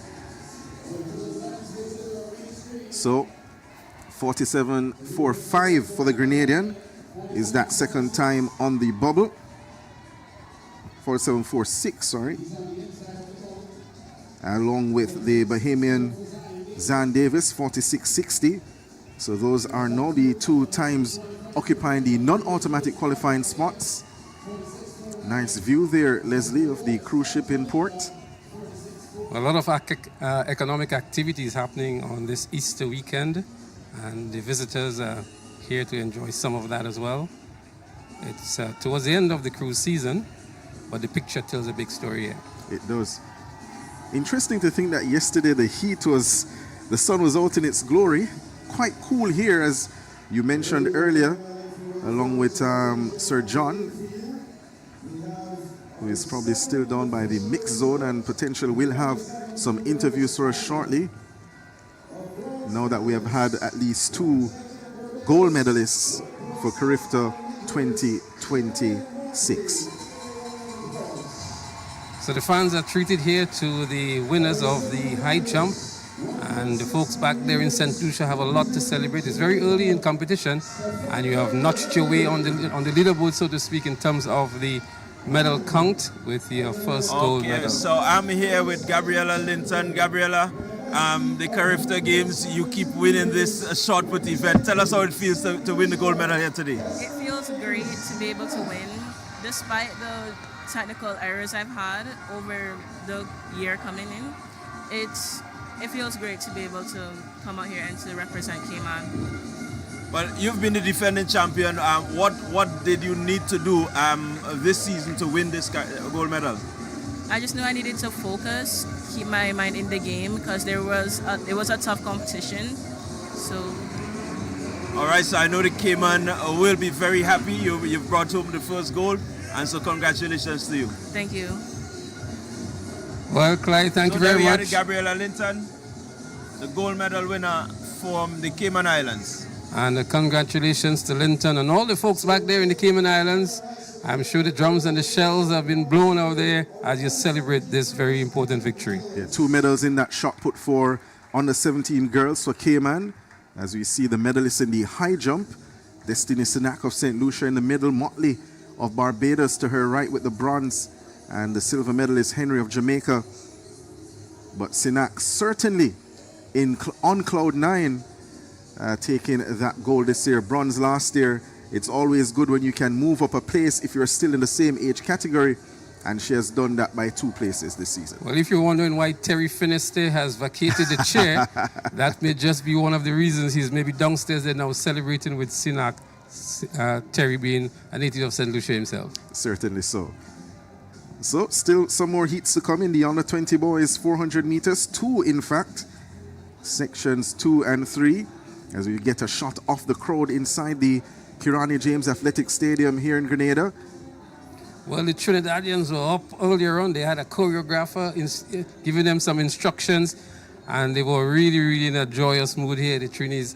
The Grenadians are part of it as well. We saw them last year in Trinidad with a big contingent and really, really supporting the athletes and having a good time as well. And Leslie, I'm expecting that later on tonight, the bleachers and the stands to the far side will be filled to capacity. I'm hearing that the tickets were sold out. Well, from all reports, the tickets for the main pavilion, which can hold just over 2,000 persons, have been sold out. The secondary pavilion still have some seats. There's a capacity of about 2,700. And there's a lot of space on the bleachers as well. So it's a 7,000 capacity facility, and we expect that to be to have a lot of folks for the next 2-3 days. Interesting. A gentleman there who just turned his back with a Trinidadian shirt. He was one of the announcers last year, Mireri. So he's here to support the Trinidadian team in a different capacity. That's him there standing. Announcer in his own right. Was a part of the vibe and energy when the games were inside the Hazley Crawford Stadium in 2025. So you're not missing any action at the moment. We're getting ready for the second heat of 3 in the under 20 boys 400 meters. Well, the javelin for the under 17 is still in progress. And for the locals, they're very hopeful for a gold medal here from Dishon Smart. I think it's wrapped up, you know. It's wrapped up now. In terms of where the gold medal is going. Because the second best throw was in the 50s, and Yeah. he's at 65 at the moment. So he's going to take a real effort here to go past Dishon Smart. And so all of Grenada can maybe start celebrating the first gold medal of the games. And that will all go well. And as you see, as you speak about it, we go right across. And this is Ajala Cumberbatch of Barbados in the under 17 boys javelin final. And not yet updated on our system, but we know that Smart of Grenada, as Leslie mentioned, continues to lead that competition. The record, by the way, in that event, 68.84 meters, set back in 2024 by Malik Francis.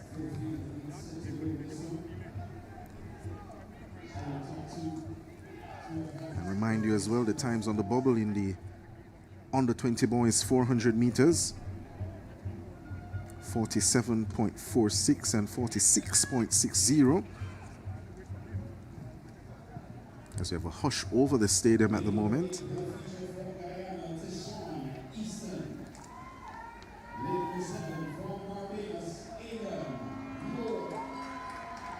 So the lane assignments there for heat number 2, lane 8 to Sean Easton of Guyana, lane 7 from Barbados, Aidan Moore, lane 6 from Jamaica, Jabari Mattison. In lane number 5 from Grenada, we have Keylorn Moses, lane 4 from Antigua and Barbuda, Aiken Ryan, lane 3 from Montserrat, Aidan Corbett, lane 2, the man who was 4th in the under 17 section last year from Trinidad and Tobago, Brian Scott, and in lane number 1 from Turks and Caicos Islands, Lerano Misick. So that's a full field, 8 in total. Appears that lane 8 though may be vacant. That's Tishon Easton of Guyana. Well, he was actually standing behind the lane marker instead of his blocks. So it is a full field of 8 for section 2. Top 2 sure to advance to the final. They're on the starters' orders. They're sent on their marks. You're watching live Carifta Games action from St. George's Grenada in the set position. Away they go. And eyes will be turned to Brian Scott of Trinidad and Tobago. He starts well in lane number 2. Down the backstretch they go now. On the outside, tracking well from Grenada, that's Keylorn Moses in lane number 5. Now Mattison of Jamaica begins to pick up pace and goes by the Barbadian Aidan Moore. So based on the stagger, the Jamaican Mattison has the advantage. Easton of Guyana on the outside. Can't see what's happening on his inside, so he has no other option but to fly as they turn into the home stretch. Is Jabari Mattison, the man from William Knibb, the same school as Usain Bolt. He looks left and right and cruises just like Dwayne Sharp in the under 17s. It's the man Mattison who wins it ahead of Easton of Guyana, and close to a third there between the man Moore of Barbados and Moses of Grenada. A good strong run indeed by Jamaica here to establish some dominance in this early heat and sending a clear signal going into the finals as he really eased into the finish line very comfortably indeed. As we look back here, he came off the turn in the lead, entered the straightway ahead, looked to his right to see the challenge from Guyana. Barbados finishing fast as well, but a comfortable win in the end in this, the second of the heats in the 400 under 20 boys. And only one time from section 2, Leslie, will be on the bubble, and that's a 47.27 for Aidan Moore of Barbados, which means that Darrell Daniel of Grenada, his 47.46 in section 1, will not get him into the final. It then means that Zion Davis of Bahamas, 46.60, and as mentioned, Aidan Moore of Barbados, 47.27. Those are the times now on the bubble. The 2 times occupying the non-automatic qualification places in the under 20 boys 400 meters. One more section to come, and that one could be quite an exciting race indeed. As we see the medalists in the under 17 girls shot put. At the back, that is Gabriella Linton. She's to the right of pitcher. Her teammate just beside her, Kalia Hay, who won the high school championships in the Cayman Islands this year. And then just beside them is Shamanda Wilmot, the silver medalist from Jamaica. So those are the medalists in the girls under 17 shot put competition. Gabriella Linton making sure that she came to Grenada and defended her title. Well, 2 very good medals here for the Cayman Islands. And Jamaica also has 2 medals now as well, one in the shot put and one in the high jump. And the Cayman Islands putting themselves on the map very early in this competition. And it must be a very proud moment for them as well. Definitely, as we head downstairs shortly for Clyde John, he appears as if he has the winner in the high jump competition, Destiny Sinak of St. Lucia. Clyde? Okay, so we are here with Destiny Snack. Destiny, third in Carifta 2025. Now you're here in Grenada, the gold medal. Tell us how it feels. Honestly, I can't even say that the feeling not setting yet. I mean, coming from last year, obviously getting the gold medal was the immediate goal for this year. So I'm just really thankful to have been able to execute. I've been jumping these heights throughout the season. So I just give it all to God and my friends and my coaches, family who are supporting me through this. You went ahead and cleared your personal best, which was 171, 172 to win. How does that feel? It feels amazing to get a PB. You know, I was expecting higher, but I'm just thankful that I was able to execute it, get the PB and get the gold. All right, well, Destiny, good luck to you and all the best as you continue in your high jumping. Thank you.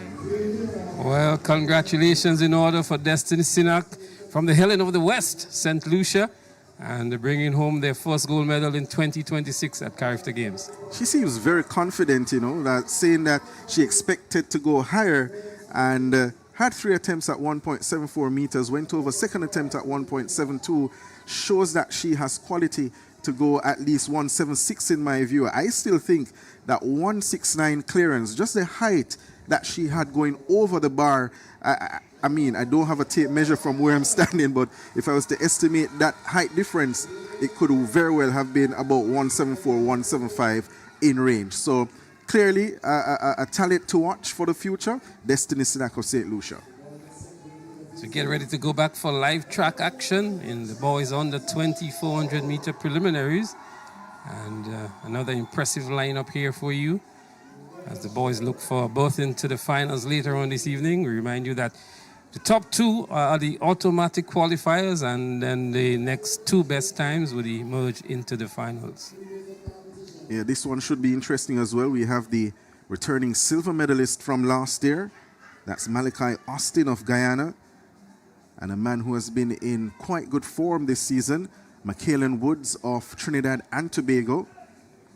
And a newcomer, one would say, Giovanni Bridgewater of the Bahamas, who, based on the 200 meters season's best or personal best that he has, which is sub 21 seconds time, and his 46.67 seeded time coming in over 400 meters suggests that he'll be one to watch in this race. Also good to see Raven Black, the man from Turks and Caicos here at Carifta Games. Would have been in school in Jamaica up till last season, and of course now out of the high school system. So good to see him back here. He should be running out of lane number 3. Well, Austin was also the champion in the under 17 in 2024. Yeah. So he comes in with some pedigree as well, and an interesting field here. The best seeded time seems to be 46.67. That's Bridgewater of the Bahamas. Let's see how he can do here, if he can lower that or just ease himself into the finals. So we saw Woods warming up yesterday. Yeah. He looks pretty much in good shape, and he would want to do well for Trinidad and Tobago. he has been in good form. Finished 3rd in the high school championships in Jamaica. And certainly is one to watch for this 400 meters here at the Carifta Games. He was disqualified last year in the heats in Trinidad and Tobago, but he comes in with an impressive seed of 46.09. And that itself is a clear indication that he's a man for business this year in 2026. Let's hope there's no disqualification and he can earn himself a position into the finals and challenge for one of the medals. Well, the man in the best of form this season is Malachi Austin, the Guyanese. Would have a South American era record that he would have run just in March, 45.37. Guyana putting together a fantastic program over the last 4 years or so. In the set position. Away they go at the sound of the gun. A good start already for Woods in lane number 7 from Trinidad and Tobago. That's what he likes to do. Go out hard and ask the rest of the field to chase. Looked good in warm-ups yesterday, but look at Malachi Austin tracking well, comfortably and composed is Malachi Austin, showing his classes already, ranging up on Woods. Just behind them is Bridgewater of Bahamas, the 46.67 man. Those are the top 3, the big guns in this one. Raven Black of Turks and Caicos left back. But look at Malachi Austin leaning to his left as he turns into the straightaway. It is Austin and then Bridgewater and then Woods. But Malachi Austin, the South American under 20 record holder, cruises across the line, 45.98 the flash time. And Woods and Bridgewater could not handle that far in heat number 3. Austin means business, Leslie. Down on a 45.98 on the flash time here, easing into the tip, sends a clear message that he's a man for business in 2026. He's looking around, doesn't see competition coming, and just eases across the finish line in a sub 46 flash time. Yeah, 40 confirmation comes back at 45 seconds flat for Austin. 46 flat. 46 flat rather. And Woods is 45.54, so those two are through. Is that 45.67? 46.54 for Woods and 46.67 for Bridgewater of the Bahamas. So I would think Bridgewater would earn himself a position into the finals on the basis of next best times. 47, yeah. Look at the medalists in the high jump. They're still enjoying the victory. They've been all around the track so far, posing for pictures. It's their moment, it's their glory, their moment to shine. And again, congratulations to Destiny Sinak of St. Lucia. Terry's back up here with us. He's just been from the celebrations down on the track. He's still smiling from ear to ear. St. Lucia's first goal of Carifta 2026. Certainly, and I'm sure Terry is going to enjoy the rest of today's competition. Don't see any celebration cake or anything like that just yet. But I'm sure St. Lucia is celebrating with Destiny Sinak getting the country's first gold medal here at the Carifta Games 2026. Just popping in, guys, but the Minister of Youth Development and Sports, Kenton Kazme, actually just caught up with him, talking about doing a comprehensive review of track and field in St. Lucia, former Carifta athlete himself. And he's very pleased, obviously, that St. Lucia would have kicked off the morning session, day one, at the Carifta Games at the Kirani James Stadium with a gold. We can surely say that your trip and the Minister's trip is justified here in Grenada, Terry. And we look forward to the development that would happen in St. Lucia with the synthetic track and all of the other developmental areas that I'm sure the government would want to focus on as they aim to promote the development of sports in general in St. Lucia. And we have the qualifiers in the under-20 boys 400 meters led by Malachi Austin of Ghana with that 46 seconds clock in. Zachary Wallace, Jamaica, comes next at 46.47. Jabari Mattison, Jamaica, 46.70. Shamari Greenwich Lewis of Barbados, 46.49. Michaelan Woods of Trinidad and Tobago, 46.54. Sean Easton of Guyana, 46.97. Zan Davis, Bahamas, 46.60.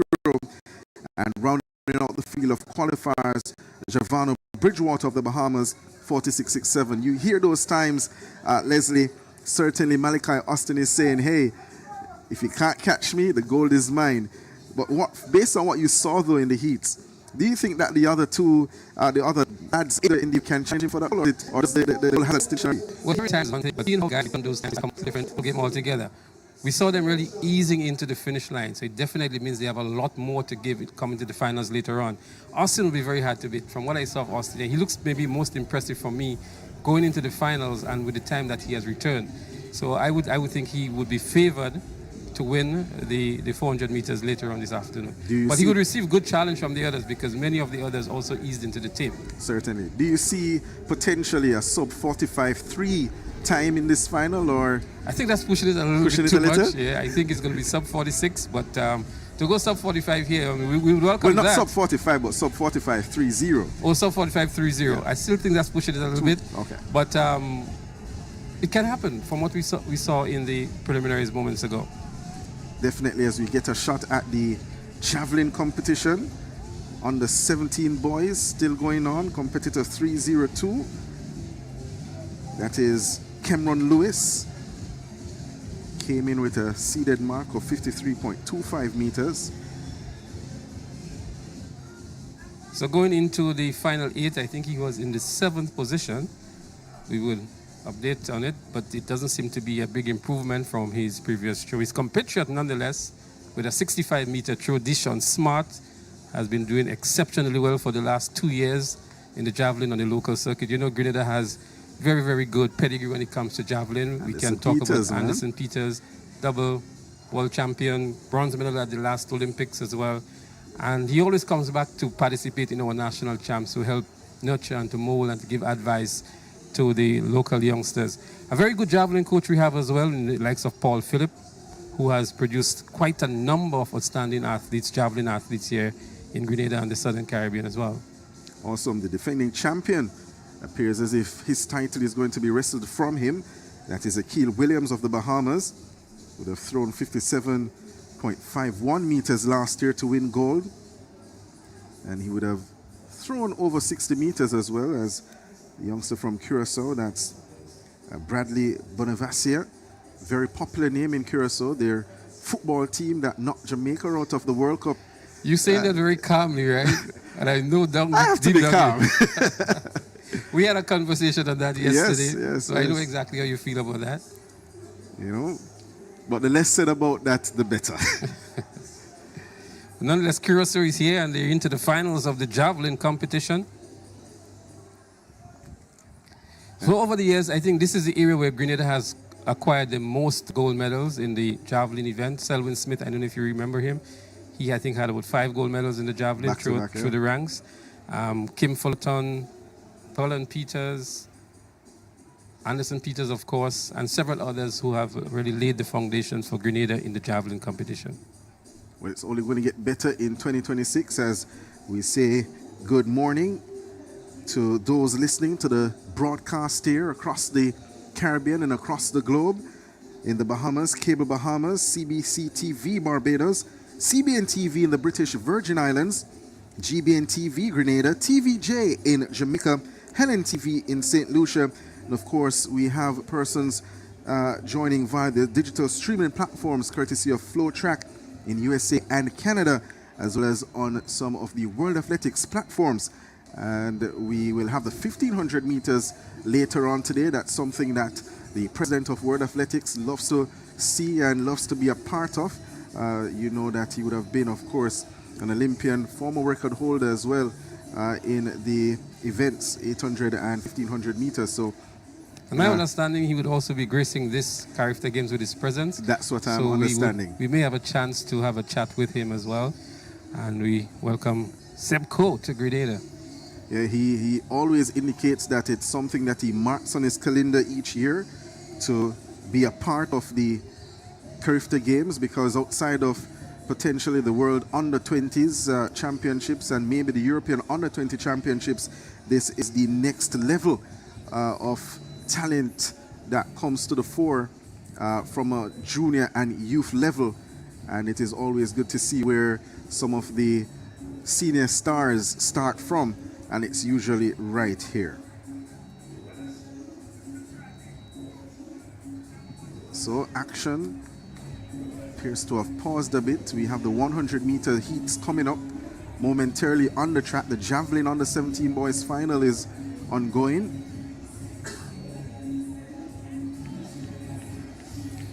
We expect to see a lot more of these seats being filled up later on this afternoon, and of course tomorrow and Monday when we reach the climax or the grand finale. It's going to be quite a lot more persons here at the Kirani James Athletic Stadium. So far the conditions are pretty much good, except maybe for a very strong wind, but it's a tailwind. We saw up to 4.4 meters per second, which is almost a hurricane in the context of track and field. And we hope that that may subside to give legitimacy to some of the times that we're going to see in the finals later on.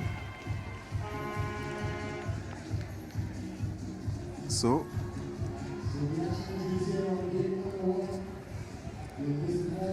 what we're going to do, Donald, we're going to take maybe a very short break as we get ready for the 100-meter preliminaries and some of the other events to come. We'll be back maybe in a couple minutes to continue the live track action as we see the girls are getting ready for the 100 meters under 17 category.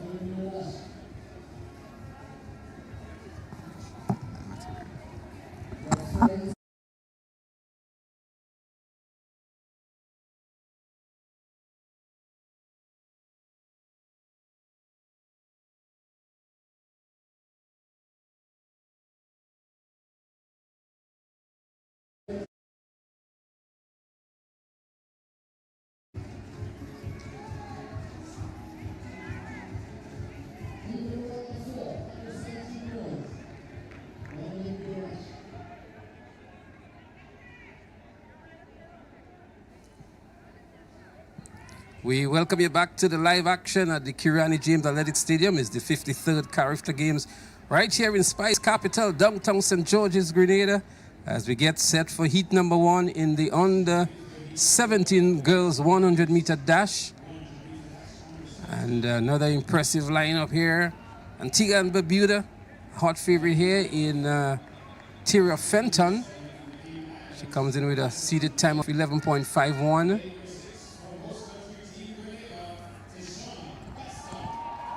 And considering that both the gold and silver medalists are out, that's J.D. Emmanuel, who is injured, and so she really would fancy your chances here going into the finals and maybe contesting for gold as well. Yeah, Fenton not showing up here, having run earlier, as you mentioned. Not seeing her, so she's out. So I guess she's going to be focusing solely on the 400 meters. Well, she's there. She's walking back I was now, just so about to say, I'm sure I saw her on the track strange. moments ago. So she's looking to get that 1-4 double, is it? So she would have won the under 17 100 meters last year as well. Last year was J.D. Emmanuel from St. Lucia who won the 100 meters. She's injured, not here this year, enhancing the chances of a Tyra Fenton double today.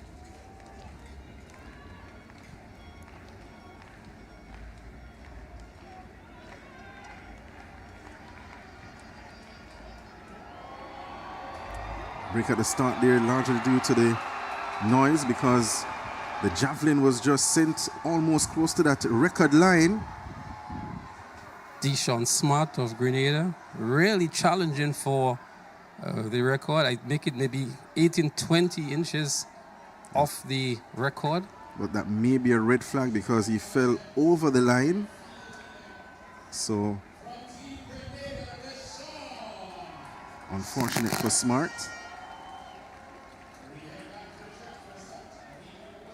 So section 1 of 3. The winner guaranteed a spot in the final, and then the next 4 best times, there are 4 sections to come. Under 17 girls 100 meters, 11.27 the record, 2018 by Brianna Williams of Jamaica in the set position. Some nervous moments again there, Donald. Let's hope it was equipment failure and not an unfortunate circumstance for the athletes. But lane 2 looked a little bit out early. Yeah, Jeline Tomlin of St. Martin. And she was 12.28, 10th overall last year, but failed to make the finals. Now she has another chance to do that in 2026.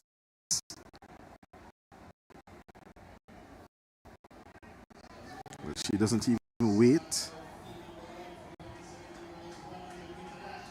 Just goes to get some water, so maybe she's quite nervous.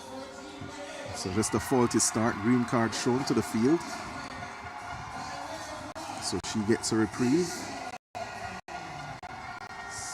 So it seems as if confirmation is coming that Smart has taken the gold medal in the under 17 boys javelin competition. As we stand by for the first heat of 4, the under 17 girls 100 meters. Lane 1, Tyra Fenton, the 400 meters under 17 champion last year. She won her heat in the 400 meters earlier as well, less than an hour ago. So Julian Tomlin comes in with a good time, so too is Tishana Bascom of Grenada, 12.08.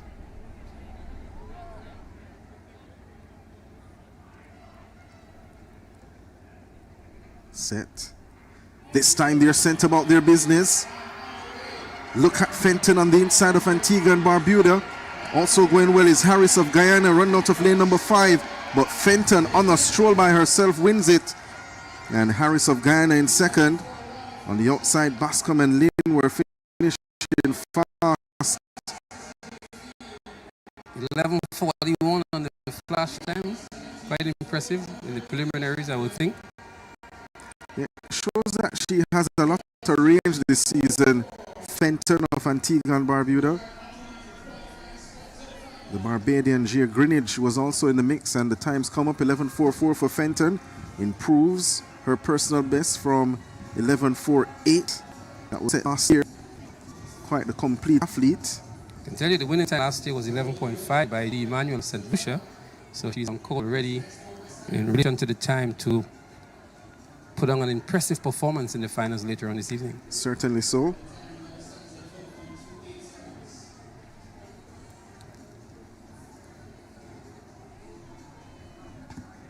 So Harris, 12 seconds flat in second. Greenwich, 12.24 in third. Lynn, Cayman Islands, 12.28 in fifth. And Dewani of French Guiana, 12.42 in sixth. Bascom of Grenada, 12.56 in seventh.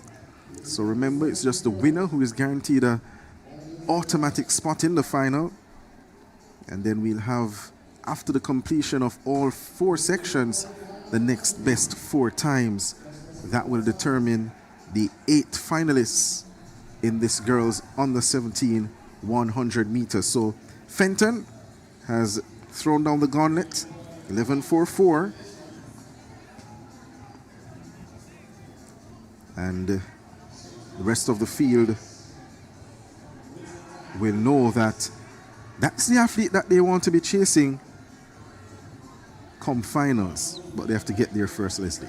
Absolutely, and this field here now have some repeat athletes from last year. So Zaya Tobias of Trinidad and Tobago, she did a 12.15 but failed to make the finals last year. She comes in with a seeded time of 12.02. Also, Amaria Samuels of Bermuda, she was in the preliminaries last year with a 12.31, failed to make it on to the finals, comes in with a 12.1. And I also want to mention Haley Tyrrell of Grenada, who comes in at 12.38, but has run on this very track here for the season at 12.17.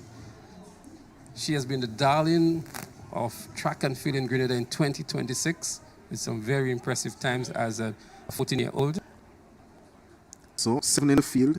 Malaya Wilson, Turks and Caicos in 1, Nora Jean Ellie Martinique in 2, Brian Ward, the bronze medalist last year of the Bahamas in 3, Zara Tobias of Trinidad and Tobago in 4, Amara Samuels Bermuda in 5, Haley Tyrrell Grenada in 6, and Angel Jeffrey of Guyana in lane number 7.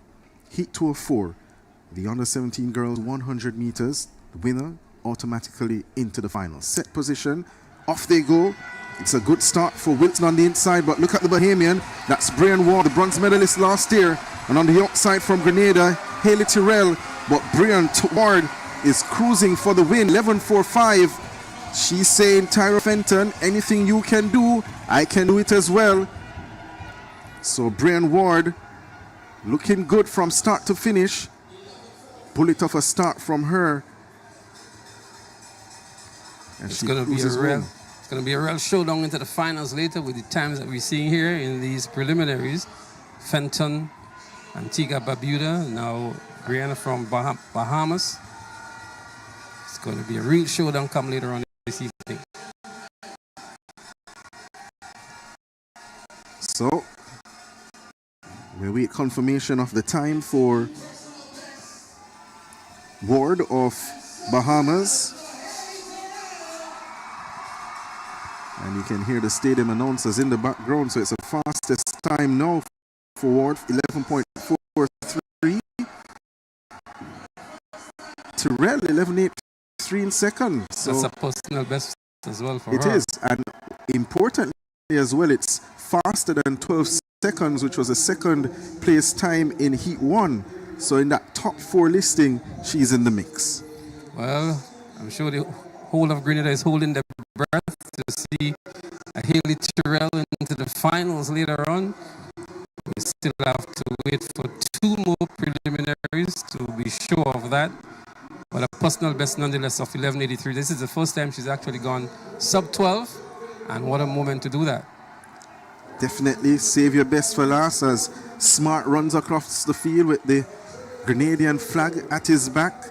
His teammates and supporters in the stands celebrating with him, Leslie. There they are, the contingent from Grenada. Deshaun Smart of the St. Andrews Anglican Secondary School. That's the school that won both boys and girls champion at Intercol 2026. Unprecedented and first time that has happened. And his fans, they are really, really enjoying the moment with him.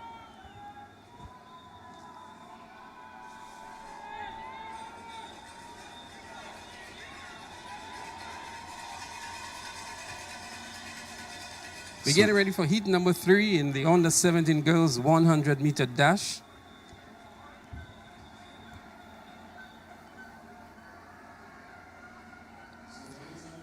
Jazzy Johnson of the Bahamas is one to look out for. She may be better known for her jumping skills, the long and triple jump. But we know that good jumpers are often very good sprinters as well. And it brings another question, how come the region does not produce these great long jumpers? We've had a few Sands and others coming through, but for the quality of sprinters we have in the region and the the feeling that good sprinters make good jumpers, I'm thinking that maybe we should have some better jumpers coming from the region. Well, I think we're getting there, at least on the male side. The last 3 or 4 major championships, we have had a medal or so coming from the Caribbean. Taylor Fun, for example, of Dominica in the Olympics 2024 struck gold. We have had a season campaign in Shanika Ricketts, who is also in the triple jump. On the men's side, Tajay Gale is there, Wayne Pinnock is there, so Kier McLeod. So there are some jumpers going as we give you the lane assignments quickly for Heat 3. Mackenzie Crabb of British Virgin Islands, a finalist last year's in 1. Jazia Johnson, Bahamas in 2. Laquana Howell, Cayman Islands in 3. Charlize Morris, Virgin Islands in 4. Azaria Harris, Jamaica in 5. Sierra Tall, Suriname in 6. And Kylin Prentice of St. Kitts runs out of lane number 7. Jamaican Azaria Harris had a good high school season in the set position. Off they go. And Harris got up well, but Jazea Johnson of Bahamas showing her class on the inside. It's Johnson with the advantage ahead of Harris. Johnson wins it. Look at that flash time. 11:22. And Johnson means business. Look at that look as well. Well, the Junkanoo band is here and they're going to strike up later on, but they have quite a lot to celebrate in the early runnings here of the preliminaries of the under-17 girls. Well, it wasn't a question as to whether she was going to win based on that start. It was just a matter of the time. The wind speed, though, in excess of 3.2 meters per second. So a strong following wind for the athletes in that heat. As we also look at the next best times, 11:42 and 11:77. Again, would be challenging for those non-automatic spots. Zaria Harris of Jamaica and Mackenzie Krabby of the British Virgin Islands. But Johnson was out a clear winner from the onset and maintaining good form towards the end. Very impressive time indeed. It certainly is. So the top 4 from this section well below the 12-second mark. So at least 3 would be in contention. Along with that 11.83 from Tyrell of Grenada. It's interesting how the wind works though. You get a nice steady wind in one heat and then you have a hurricane pushing the athletes in the next.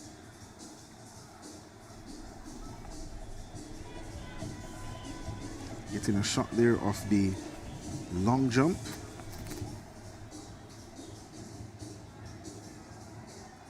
That's the Octathlon boys long jump, their second event of 8. The previous jumper was Walter McLaughlin of the Cayman Islands. Next on the runway would be Jafari.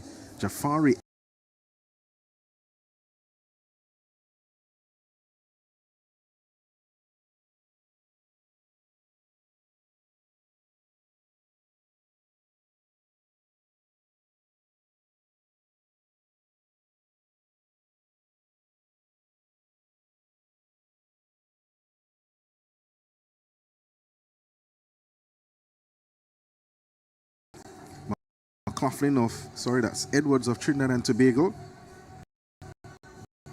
So he registered no mark for that effort. So there are 2 jumping pits here at the National Stadium, and they're going opposite direction. So if they want to the eastern side,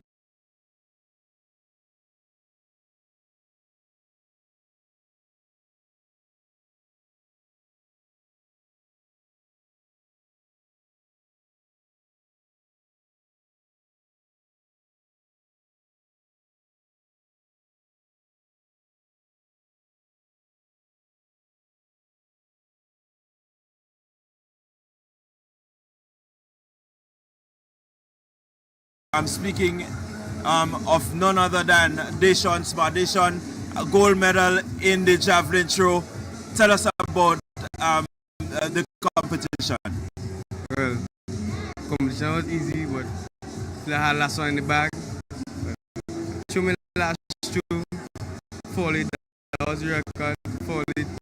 Yeah, did my best still. You've been showing 65 thereabout for the entire season. When you saw that javelin release, I could imagine how excited you were. Yeah, I was very excited. See, I get a good block, a good pull. Just couldn't hold up myself by the line, so I just fall it.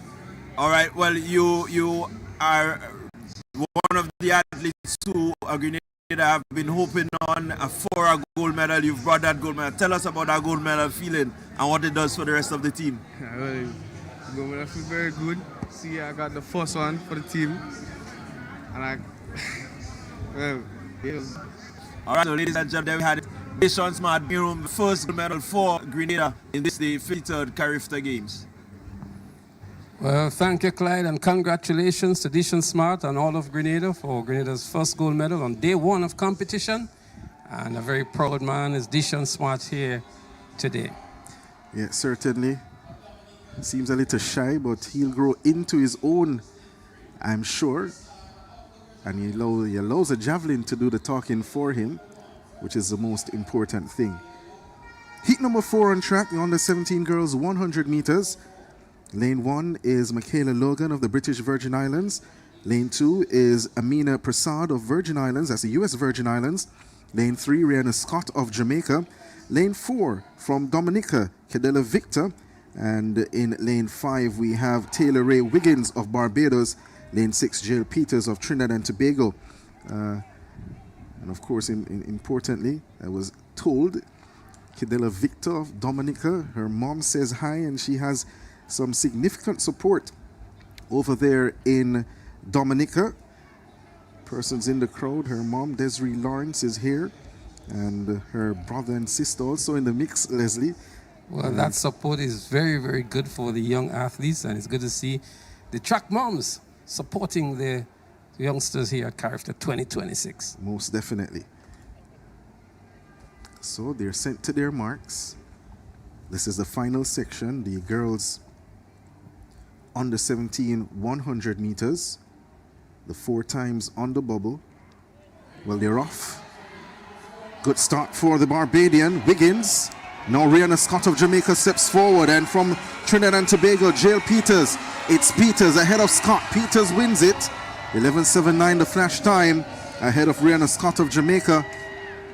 So the times on the bubble before were Mackenzie Crabb 11:77, Howell 11:80, Tyrell 11:83, and Tobias 11:84. As we see a replay here of a fast finish from Jill Peters of Trinidad and Tobago, getting the win in heat number 4. So she's through to this evening's final.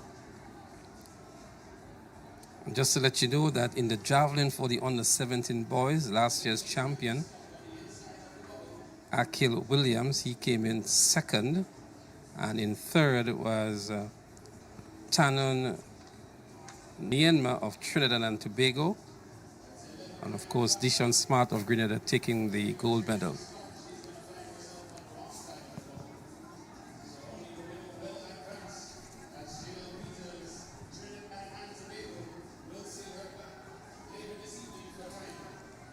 So 11:83 for Jill Peters of Trinidad and Tobago. Rihanna Scott of Jamaica was second in 11:95. She may just be outside of her position into the finals. Taylor Wiggins of Barbados was third. Michaela Logan of the British Virgin Islands, fourth. Amina Prasad of the US Virgin Islands, 12:90. And rounding it up was Cadella Victor of Dominica.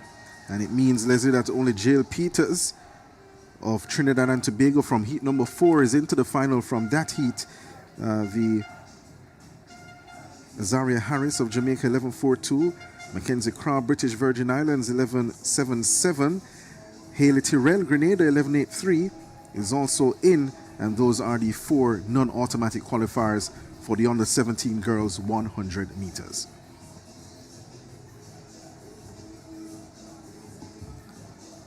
The boys are next. We go back to the octathlon long jump competition. on the runway is Jafari Edwards of Trinidad and Tobago. Had a foul in his previous jump.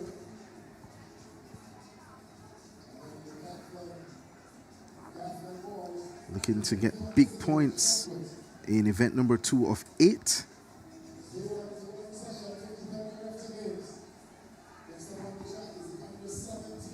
The wind still quite strong.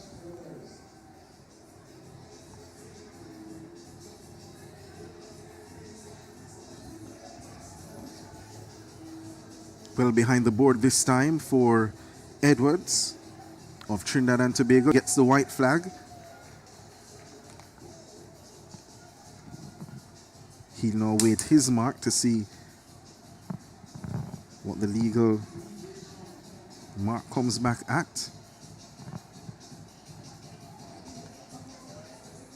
I can tell you, Donald, the main pavilion is filling up really, really nicely, and we're still in the early stages of competition. We're going to have the finals in the track events later on this evening. But quite a lot of persons have already journeyed on here to the Kirani James Athletic Stadium for the Carifta Games. And expect to be much louder later on as well, as Ashley Demerit of the Bahamas travels down the runway. A little behind the board again, similar to Edwards.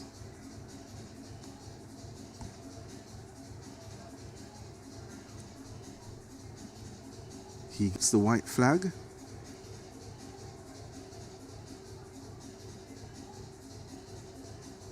In the meantime, we can give you some updates from the second event in the boys decathlon competition, which was the long jump. Tariq Vincent, his best mark 7.36 meters, which came on his second attempt. So he scored 900 points for that effort. Shaheem Phillip, the silver medalist in the under-17 boys octathlon event last year from Grenada, had a best jump of 7.00 meters to be second. Jarrell Clement of Grenada, 6.74 meters, was third. Caleb Campbell, Trinidad and Tobago, 6.70 meters in fourth. Jacqueline Souden of Jamaica, 6.51 meters in fifth. Sixth was Alexander Knowles of the Bahamas, 6.41 meters. Seventh, Paul Hewlett, British Virgin Islands, 5.80 meters. And those the top 7 from the long jump. So, big points being scored early for the competitors, but after 2 events, Jarrell Clement, the man who mined the silver last year in this event from Grenada, he has amassed a significant amount of points. Waiting for those scores to be officially updated. So Tariq Vincent of Trinidad and Tobago, the defending champion, and Jarrell Clement, the top 2. After 2 events, we'll give you their official scores momentarily. So what I can tell you is that Jarrell Clement currently sits on 876 points after the 100 meters and currently where he's at in the long jump. Alexander Knowles of the Bahamas on 843. Nashim Gerald of St. Kitts and Nevis on 836. Shaim Phillip of Grenada, 834 in 6th position. 7th is Jacqueline Soden of Jamaica on 819 points.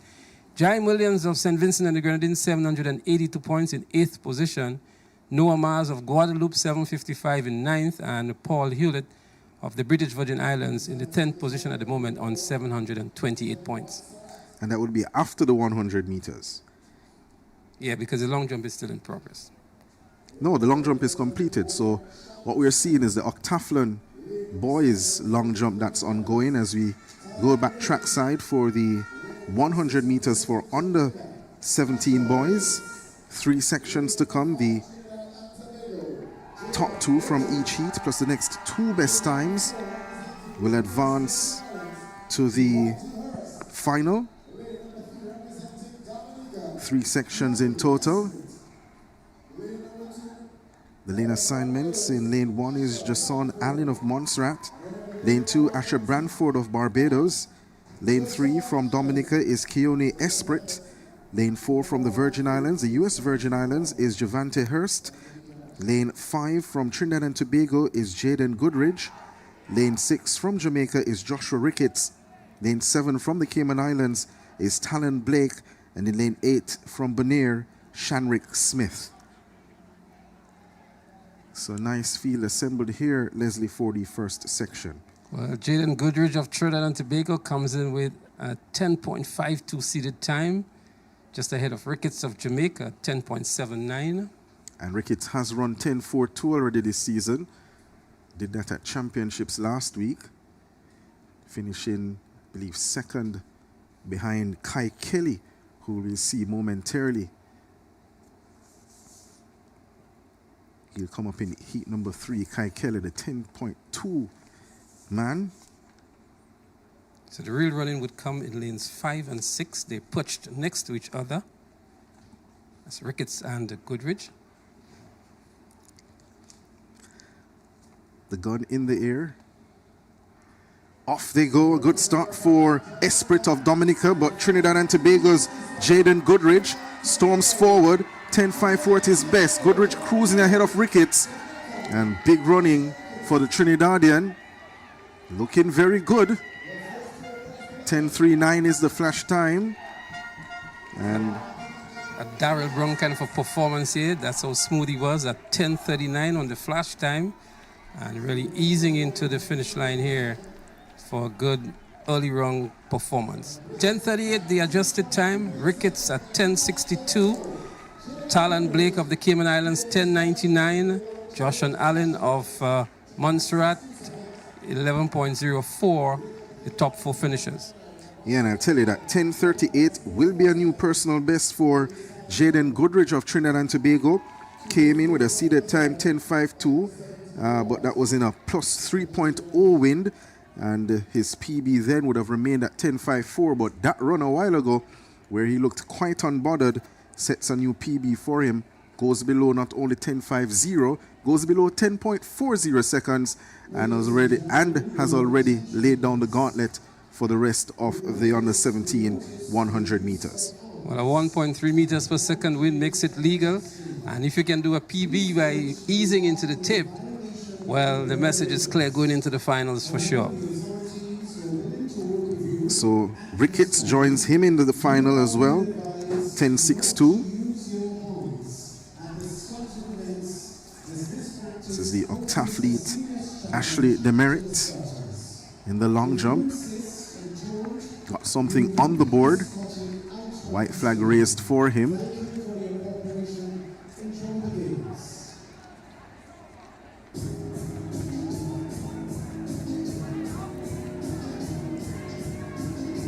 So he awaits his mark patiently, getting some words from or guidance from his coach.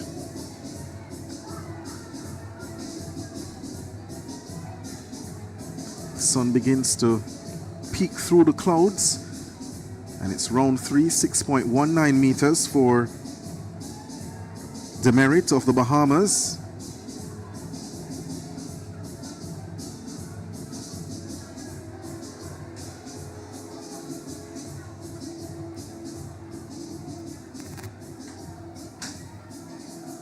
This is Neil Alain of Trinidad and Tobago.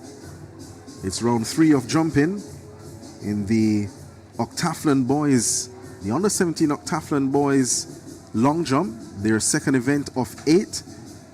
And as was mentioned earlier by Terry, that prior to 2025, the octathlon was the only combined event on the boys' side. And then since 2025, we started the decathlon competition. So the under 17s would have taken up the octathlon, and the under 20 boys adding 2 more events for the decathlon. The girls, of course, they remain with the heptathlon,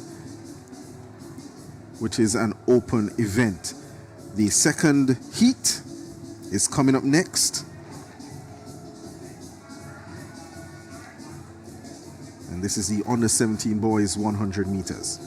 Well, the sun continues to peek nicely through the clouds here as we get some more brilliant sunshine, just to enhance again the pristine conditions we have here at the Kirani James Athletic Stadium. And the athletes really have a great platform to deliver their best performances today and over the weekend as well. So 10:99, 11:04, the times occupying the non-automatic qualification spots. Talon Blake, Cayman Islands, and Jason Allen of Montserrat, the competitors with those times as we head into section 2. So Avante Lotmo of the Bahamas comes in with the best seeded time here, 10:64. And Jaquan Douglas of Trinidad and Tobago, 10:80. And then we have Nathaniel Alfred of Grenada, 10:84. These are the top 3 seeded athletes in the second of the preliminaries for the 100 meters under 17 boys. So let's meet the competitors in heat number 2. In lane 1 from Trinidad and Tobago is Jaquan Douglas. Lane 2 from Turks and Caicos Islands, Malvado Wilson. Lane 3 from the Bahamas, Avante Lotmore. Lane 4 from Barbados, Josiah Gill. Lane 5 from Grenada, Nathaniel Alfred. In lane 6 from the British Virgin Islands, we have Ethan James. And lane 7 from Cayman Islands is Donaldo Henry. And lane 8 from Guyana, Omari Welch. 8 in the field, it's a full field. The top 2 sure to advance to the final. On the 17 boys preliminary, looking for both into the finals later on, looking for a medal position as well later on. There they go, they're up and ready. So 10:99, 11:04. If you don't finish top 2, you want to be faster than those 2 times.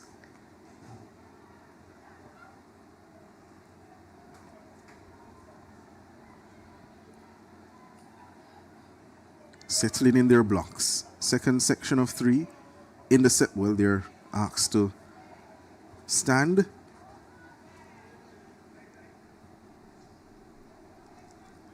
The official there going to lane 1 to have a word with Jaquan Douglas, and a green card shown to the field, so just a faulty start.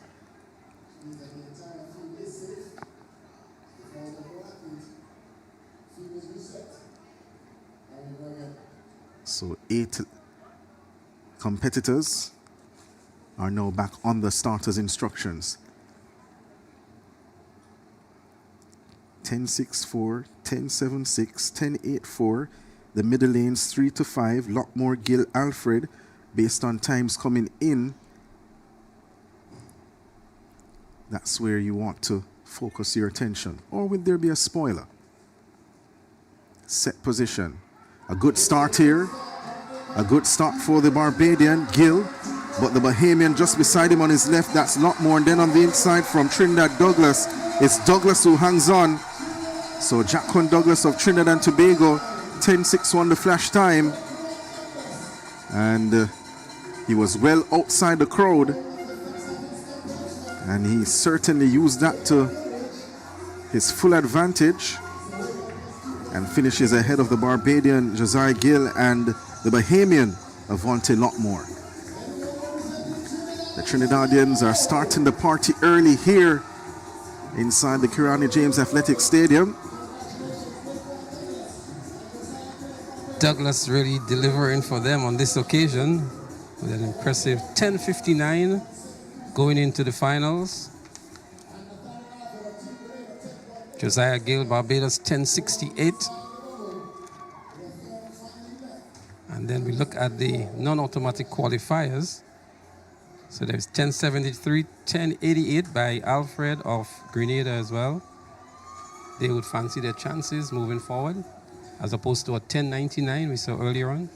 Certainly, so Lockmore and Alfred in with a shout now. The Trinidadians look quite good at under 17 so far. Section 1, the man Goodrich, 10:38. And now his teammate Jaquan Douglas, 10:59. They're coming with the big guns for the final.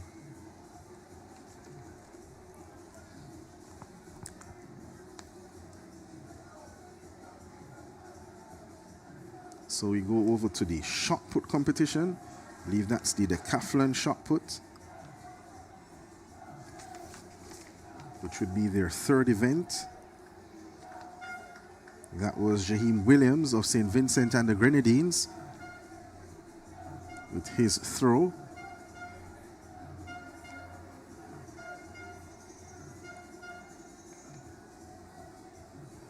The cone removed, so that means the next thrower can make their way into the circle. The man from British Virgin Islands, Paul Hewlett, finished 6th in the shot put aspect of the decathlon last year. 10.71 he threw then. The Trin is certainly feeling the vibe early, having taken the first 2 sections of the under 20 boys shot put competition. This is Paul Hewlett, British Virgin Islands.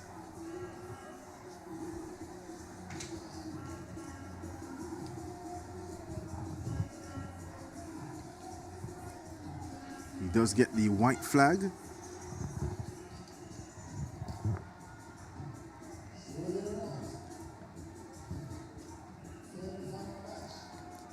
Throws really growing in popularity across the region, and it's so good to see, Donald, because that's an event group where probably 15-20 years ago you'd have seen Martinique, Guadeloupe, the odd Jamaican here and there, the Grenadians certainly in javelin throw since the 1980s, but by and large it was just the French territories really doing well in the throws, as we see Trinidad and Tobago in action through. Yep.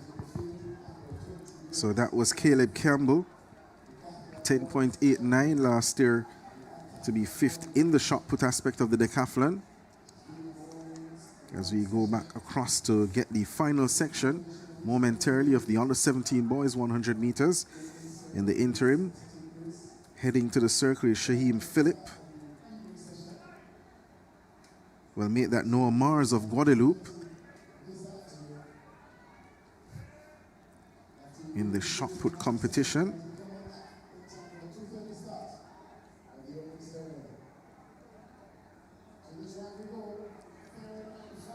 So leading at the moment is Caleb Campbell of Trinidad and Tobago, a best of 12.82 meters. So Noah Mars will await his mark. Tyreek Vincent of Trinidad and Tobago, 12.53 meters in second. And Joel Clement of Grenada, 12.12 meters, lies in third in the shot put at the moment. So the Bahamian goes next. This is round number 2. Mars, by the way, fouled as we switch across quickly to the third and final section of the under 17 boys 100 meters.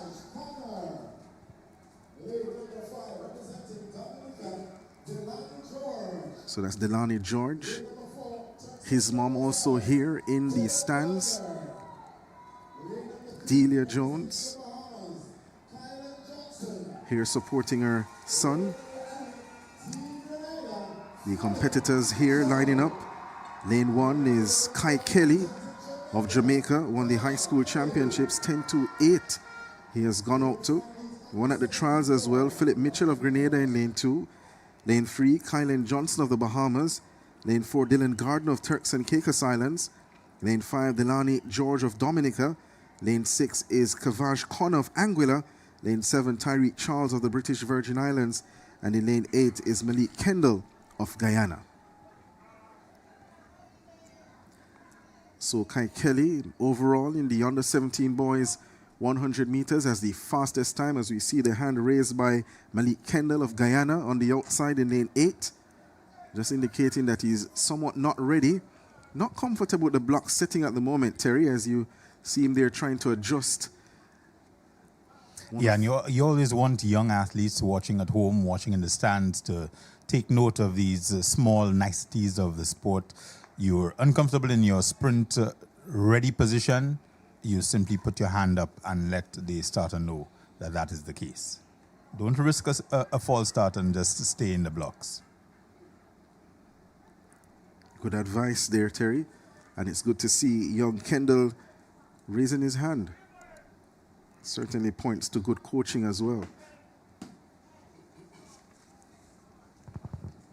So again, Kelly, Mitchell, Johnson, Gardner, George, Connor, Charles, and Kendall, lanes 1 through to 8.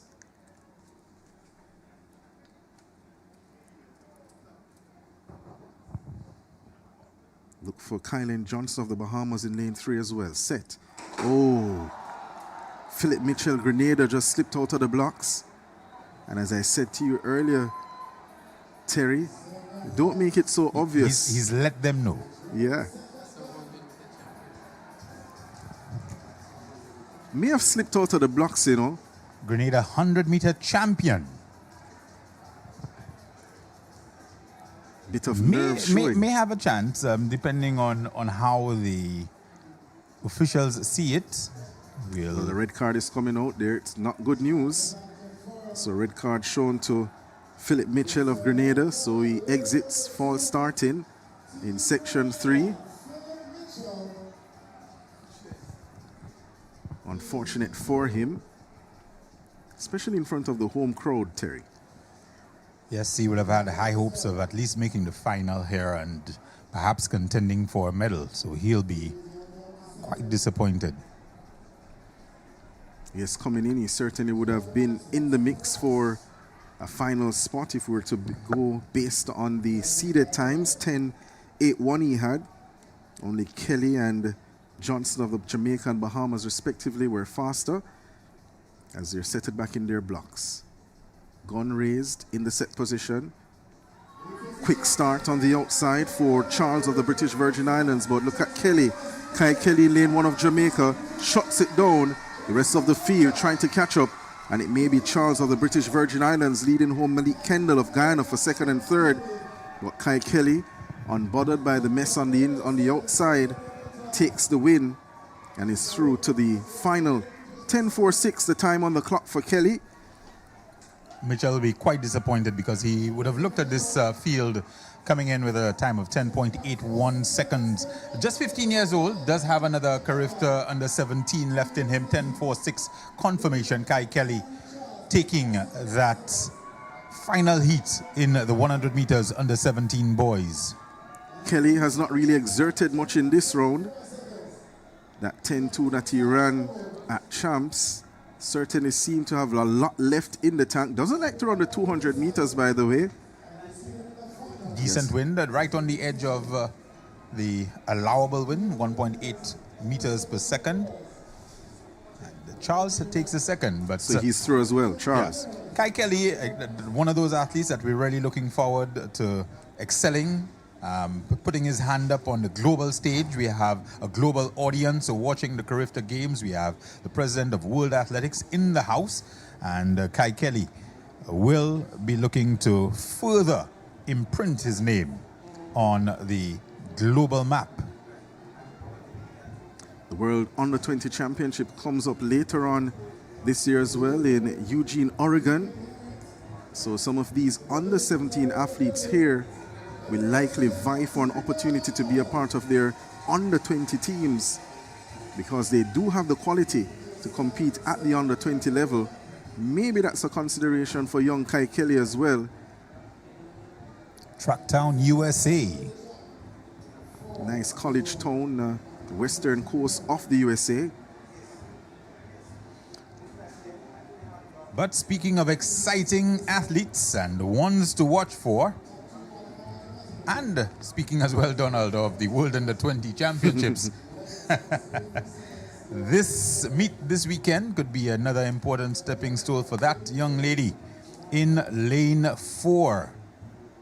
Pride of Holland High just set the Jamaica national junior record in the 100 meters. Over the 200 meters. 200 meters, rather, last week. Did go sub 11. Itself very impressive. But I'll say this, Terry, and you may be putting something out there that is a future, that 10.92 by Alana Reid may be on borrowed time because I thought she got a poor start at Champs. Still ran sub 11, so maybe you're onto something. So Doreska from Haiti will be in lane 2. Mills, Trinidad and Tobago in lane 3. The one to watch, though, will be Shania Douglas. You see her just getting a little run out there from Jamaica. Arima Turner from Bermuda. Sade John, Grenada. Kylie Wallace, the Bahamas. And Akila Dover from Guyana. We mentioned Shania Douglas here. Good quality over 100, 200 and 400 meters. Seems to have settled at 100 and 200 meters. Reminds me of Sharika Jackson. And I bring this up because Fenton of Antigua and Barbuda, Yes. I think that she's heading in that direction as well. Absolutely. You know, 1, 2 and 4 quality. So she has some good footsteps to follow in, Fenton, young Fenton of Antigua and Barbuda. Yes, and will be making a decision in coming years, one thinks, as to which event she is going to prioritize. So just to let you know, 8 to advance to the final, the top 2 and the next 2 best times thereafter, and it's 3 sections in total. Shania Douglas there on the screen, bright smile, getting that 200 meters National Under 20 record last week, which was set back in 2018 by Brianna Williams. Finally took that record down and has gone sub 11 at 100 meters at 10.98. Soraya Doreska attends Baldwin in Atlanta. Kylie Wallace of the Bahamas as well, out in lane number 7. In the mix as well. And Imani Mills, Trinidad and Tobago, 11.78. Interesting to see what Dover produces. She's just 17 years old.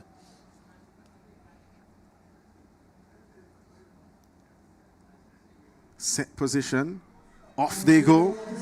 A good start for Shania Douglas. Stepping beside her is Imani Mills of Trinidad and Tobago. Douglas forced to press, and now she shuts it down. And look at Mills beside her. But Shania Douglas is here. She means business. 11.84.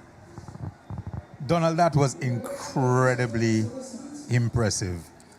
For her to have the wherewithal, the staying power. She's got 25, 30 meters to go. And she knows this, I'm done. I've won this already. Makes it look easy. The defending champion, by the way, took the double last year in Trinidad and Tobago at 1 and 200 meters. Back again to do business in 2026 in Grenada. Mills from Trinidad and Tobago took the second spot in that first heat. Shade John in with a chance of making the next round. We'll see another exciting Trinidadian coming up in Heat 2. Yes, Alex Henry, early season, won over Shania Douglas. Shania Douglas, I keep saying that particular day ran the 400 meters earlier. So Alex Henry, who runs for Edwin Allen in Clarendon, she won on that day, had an injury, had a slight injury setback, finished second at Champs behind Douglas. She's a quality athlete, Henry of Trinidad and Tobago, and a PB in that final, 11.21 seconds. She certainly can go faster in my mind, and if Coach Dyke, if you know Coach Dyke at Edwin Allen, you know then that Alex Henry certainly could potentially go faster here at the Carifta Games in Grenada. Speaking of athletes competing at Champs, we didn't get the opportunity, unfortunately, to see Karel Etienne. She got injured during Champs at... in the finals at 100 meters. Last weekend, and she would have been representing the Commonwealth of Dominica here over the Easter weekend at the Karani James Stadium. Javelin throw is now underway. That's the javelin throw for under 17 girls.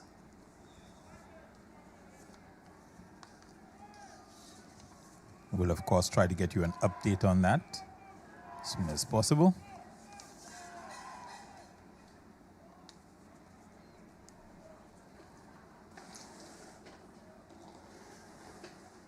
So that's Kamira Strawn of the Bahamas.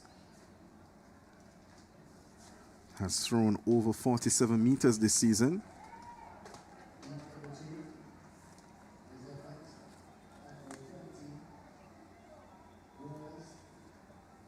So you have a nice drone shot of the 100-meter straight.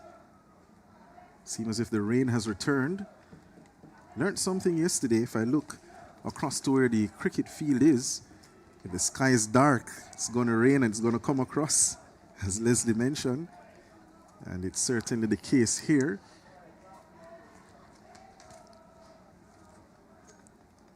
So at the under 20 girls 100 meters, you can consider it a semi-final round because the top two will advance to the final, and then we have two non-automatic qualifiers to come as well. So in this heat, number 2, we have athletes from Belize, Martinique, Barbados, French Guiana, Trinidad and Tobago, and Dominica. The brand new kits for the Commonwealth of Dominica, Akeisha Luke, Alex Henry, Trinidad and Tobago, former Zenith runner. French Guyana's Merlia Matut is in the house. An iron nurse. High hopes for her. She's looking forward to get into the finals and make some noise. Nour Mevingo Vier of Martinique. Nyasha Harris, Belize.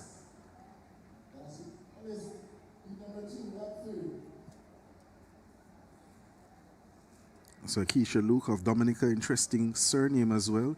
Reminds me of the 800, 400 man Denick Luke, who studies and trains in Jamaica, also a Dominican. He was 2 spots out of the final last year, was an iron nurse of Barbados. Yeah, finished 3rd in her heat, but the time just not fast enough. Luke, on the other hand, was a member of the Dominica relay team. So got some experience last year, got her feet wet, and now looking to make her individual mark. Ran the 4x4 last year, finished 7th in 3:52.01. 12.33 seconds and 12.42 seconds for Shade John Grenada and Kylie Wallace of the Bahamas, respectively. Those are the times occupying the non-automatic qualification places as we head into the second section of 3. Under 20 girls, 100 meters. Some of these ladies you may see later on in the summer at the World Under 20 Championships. Henry, a best of 11.24, and Nurse, a best 11.58. Away they go then for section 2. Nurse got up well, but now Alex Henry of Trinidad and Tobago. But Nurse is flying at the moment. It's forcing Henry to respond, but Nurse well away. 11.41 for Nurse. If the wind holds up and that time comes back as being 11.41 or thereabout, it will be a new PB. The wind is legal, plus 0.9 meters per second. 11.42 for Anaya Nurse of Barbados. Yeah, excellent run from her. She took control of the race from very early on, from the start, and just maintained a nice smooth drive phase coming through to take the second heat in 11.42 seconds, new PB. Alex Henry, second 11.72. She'll have some work to do in the final.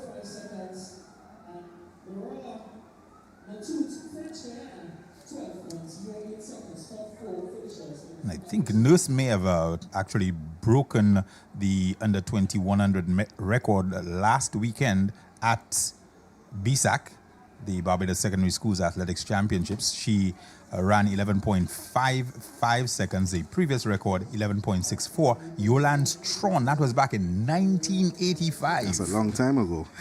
She certainly wasn't around. the Sani BSAC finals, she ran 11.55, so she'll be pleased with her advancement to the final in a new personal best time. Also won the under 20 girls 200 in 23.91. Excellent work from her. So we're coming up to that final section now. Under 17 girls 100, under 20 girls 100 meters. So as it stands, we have Harris 12.05 and 12.08. Just confirm that momentarily as the time's now on the bubble. So it's still Shade John and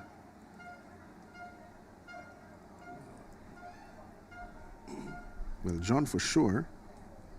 As at 12.33, the Grenadian. That might have just changed though, because Nyasha Harris of Belize 12.05 and Matute of French Guiana 12.08 are faster. So those are now the two times on the bubble. 12.05 and 12.08 from section 2. So the young ladies for section 3 not yet out there, just walking towards the start area.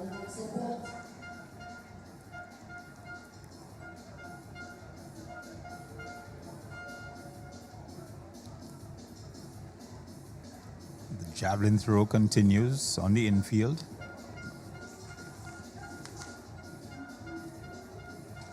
Yes, that looks like Zoe Jamel, the high school champion in Jamaica. Teams Immaculate Conception High. Remember the night of the finals, the stadium was pretty much empty. They were the last event to end that night. Went up to almost 10 p.m. in the night. Such a good sport was Jamel in that final. 46.95 her best. Would have taken champs with 45.09. However, we have Kamira Strawn at 47.27 and the defending champion, Tasia Stubbs of the Bahamas, was well over 56 meters, 56.34 her best, and she's in the field, the Bahamian. Also would be a Carifta record. Candicia Scott holding the previous record from 2016. If she gets over that mark today. Yeah.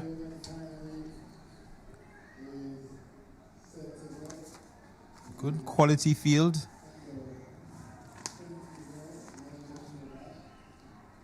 Also a quality field for the third heat of the 100 meters under 20 girls. Samara Olton from Barbados is in lane 2.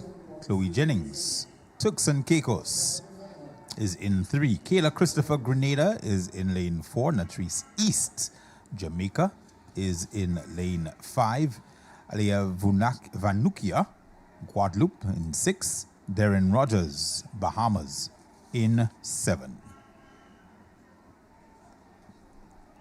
So Natrice East of Jamaica has been having a good season. Ran that personal best 11.21 at championships. She would have won the 200 meters back in Grenada back in 2024 at the Carifta Games at the under 17 level. Natrice East. Guadeloupe's Vanukia also has a sub 12 seconds time. So too Darren Rogers of the Bahamas, and Barbados is Samara Olton. Hometown representation here in lane number 4, Terry. That's Kayla Christopher of Grenada. As the camera pans on Olton there of Barbados. 6 ladies face the starter in the final section. Top 2 sure to advance to the final. Remind you of the times on the bubble.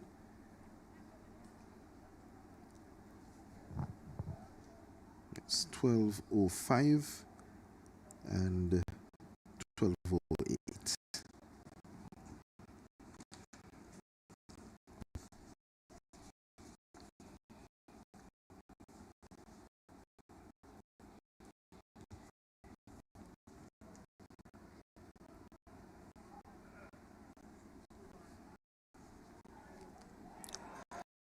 Slipping out of the blocks there, lane number 4. That's the Grenadian Kayla Christopher, similar to her compatriot in the under 17 boys. Philip Mitchell. That looks like a genuine slip though. I wonder if the officials will agree with your generous assessment. The red card is coming out. I think she's gone. It is a red card. Kayla Christopher of Grenada suffers the same fate as Philip Mitchell, her teammate in the under 17 boys 100 meters. Not what you want to see, though, especially again in front of the home support. Something you never get used to as an athlete. So we've seen at least 3 false start disqualifications today. Young Bajan in the 400 and the 2 Grenadians in separate heats of the 100.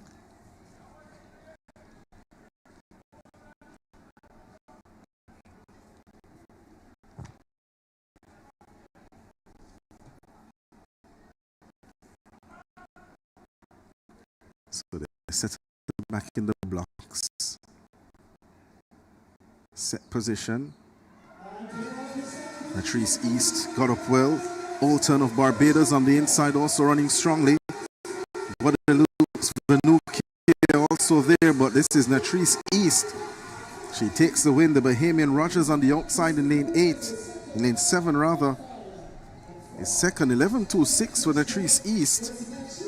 11.28 with a period of time is adjusted to. But that wind, that looks like a hurricane. Is that plus 6.0? Wow. 6.0 meters per second. That's as stiff a breeze as you get. I remember Obadili Thompson running what, 9.6 was the fastest all conditions 100 meters ever at the time back in the late 90s, early 2000s. Texas always has those highs. As well as Florida. So the 20 girls, that has now been completed. And I think we have confirmation of the top 8. Well, yeah. The flag and the banners fluttering in the breeze. Oh, well, the gale. Very heavy wind down there. Good for the athletes, not so much for record purposes, but good for the athletes. I believe that you will confirm. Usually athletes wins. Tomorrow, I think we usually expect an early morning shower, and of course it's Easter, so yes, we know that the Caribbean folks, Donald, enjoy the high winds. The kites are out. The fish cakes are frying. And he is risen. Indeed. Haven't seen any fish cakes here, though. I literally said that for Leslie. You know? This was a signal to Leslie. Interestingly, it's always interesting when you travel across the region to see how similar yet different we are.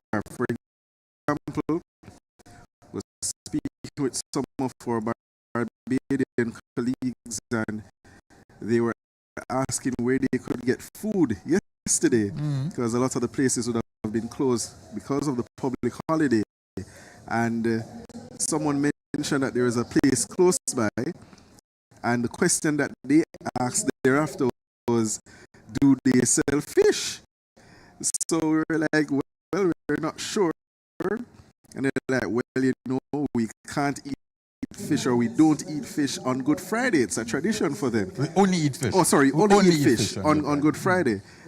So that was something new. I know in Jamaica we normally have bun and cheese or bun and fish or yes. bun and pear, you know, but you're not limited to one meat option type. No. So that was interesting to learn as well. Most of the place, Anglicans and I think Catholics would be all fish on Good Friday. No meat. So we're getting ready for the final event on the track for the morning session, the under 20 boys 100 meters. And we now have the top 8 qualifiers for the finals of the under 20 girls event. Latrice East Jamaica 11.28 with that windy run. And I Nurse Barbados 11.42. Denoy Douglas Jamaica 11.8. Darren Rogers Bahamas 11.59. Alex Henry Trinidad and Tobago 11.72. Imani Mills Trinidad and Tobago 11.92. Alia Vanukia Guadeloupe 11.62. And rounding out the field of qualifiers, Samara Alton Barbados 11.86. Those are the finalists. We'll see them later on in this evening's 100 meters final for the under 20 girls.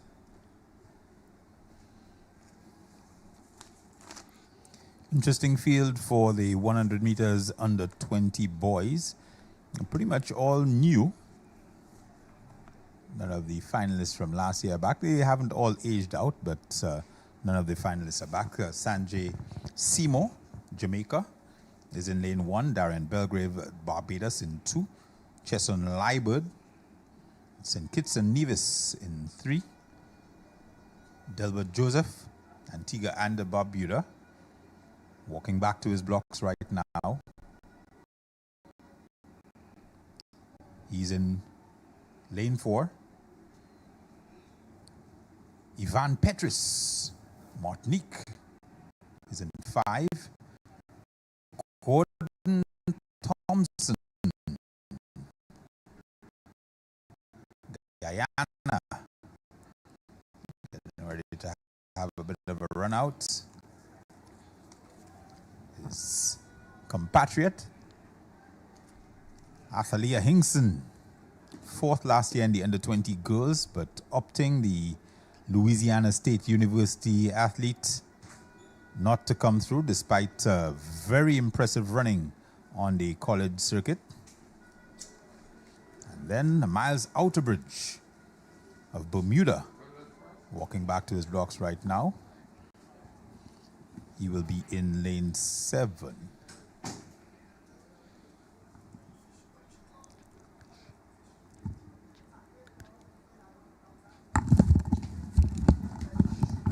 So ready here for that first section, Terry.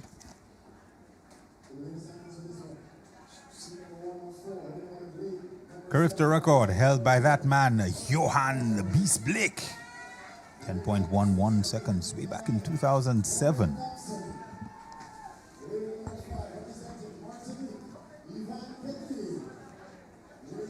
Petrie, Joseph, Antigua and Barbuda, man from Wadadley. Liebert, Brave, and of course Sanjay Seymour. So Sanjay Seymour finished outside the medals at championships in the 100 meters, returned 200 meters to gold, and has been having quite the season, Sanjay Seymour. William Nib. Yeah, quite a few members on the team there. I wonder why. One name comes to mind. The man himself with the world record, Usain Bolt. That's his alma mater. Off they go. It's an even start, but now getting into press is Seymour. Also going well is the bird, but look on the outside from Bermuda, Outerbridge. Miles Outerbridge of Bermuda, chain in mouth. He loves that one. He's enjoying it. He has a look at the big screen as well. Not sure why Seymour is looking across, Terry. He's in second. Especially when only the winner guaranteed a spot in the final. Yeah, he needs to finish up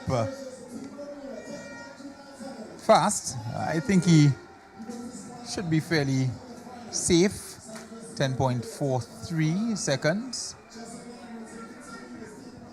Outerbridge 10.29.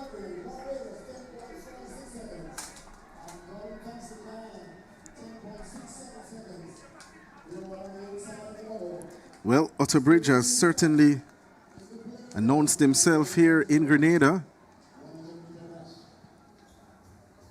He loved that run, you know. Just 10.2, just 0.9 meters per second the wind. So not too heavy at all. And that would have certainly improved his time coming in. Seymour's run of 10.20 seconds in March, I think that would have been what, at the Carifta trials? For Seymour? Yes, yes. 10.2 at the Carifta trials. Fastest in the field coming in, but beaten here with a new personal best for Outerbridge. I think Seymour ran faster.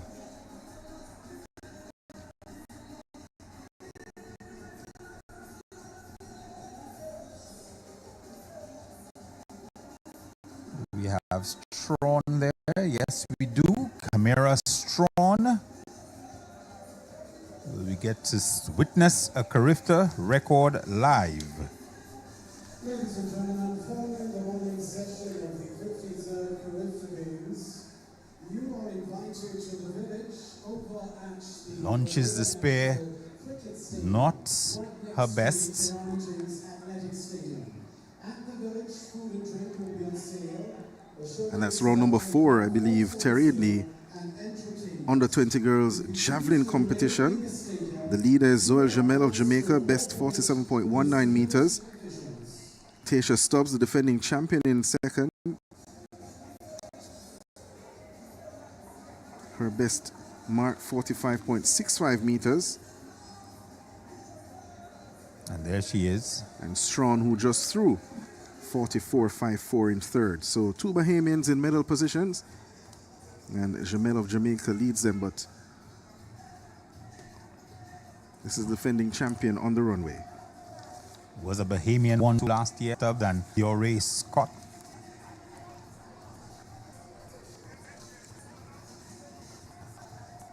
That be an event, Terry. That looks as it just might before. be, yes. Might get her into the gold medal position, it looks like, from this vantage point. Needs to improve on 47.19 meters.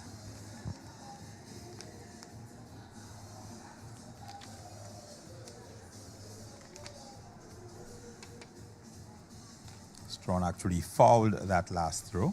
48.84 it comes up as. So she goes to the lead.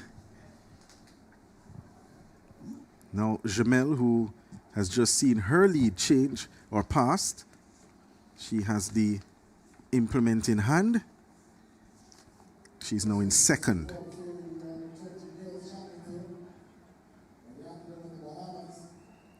Attends the Immaculate Conception High School in Jamaica. Did well at champs.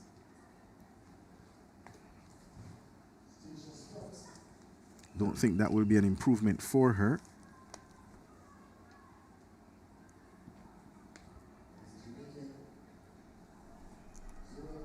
So going into the 5th round, penultimate round of the girls' javelin throw, under 20. It's going to be Tasha Stubbs in the lead from the Bahamas. Zoel Jamel in second, Camara Strawn sitting in third. Second heat of the under 20 boys, 100 meters. On the screen right now from Grenada, Neon Mark Stanislaus. From Jamaica, Nyron Wade. Coming from Montserrat, Ralston Daly. Sheen Augustine, Turks and Caicos Islands. Conroy Wilson, Antigua and Barbuda. Ryan Simeon, St. Lucia. Also in lane 7, we have Kemuel Montlouis Felicité.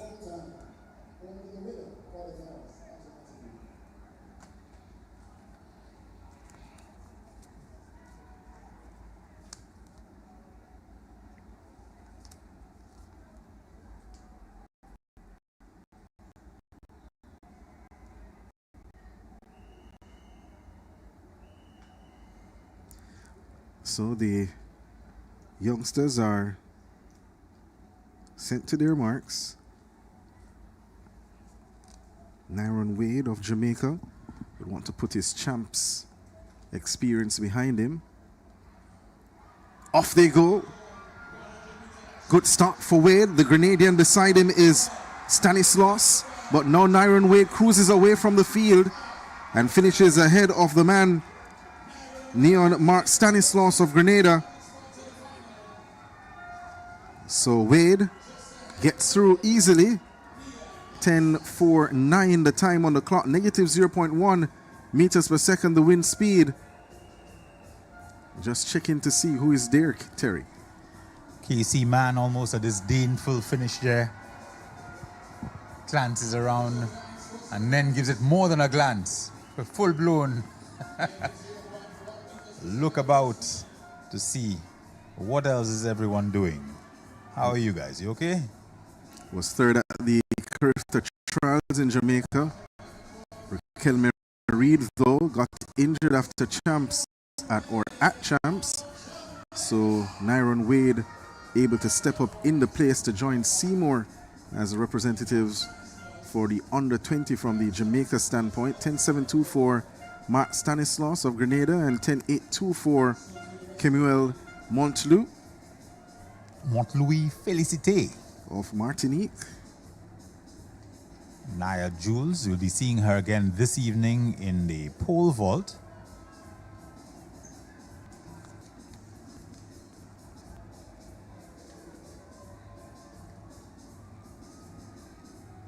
She missed the medal last year, Terry, just fourth in that final.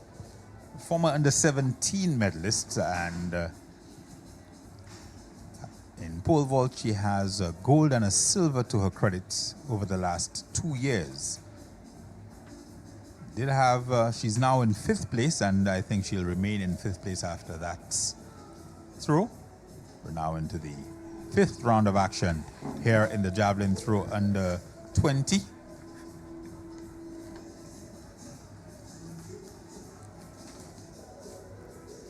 So Stubbs on her way to defending her title. Things can change so quickly in the throws. Just one good attempt, you've been training for months, sometimes for years. You get that one attempt just right. It sails out. So looking forward to seeing Tharman representing Jamaica. A lot of people think he had the performance of champs in the discus throw. It's always a fun debate as to how to compare a sprint event with a throw, or middle distance, the jump.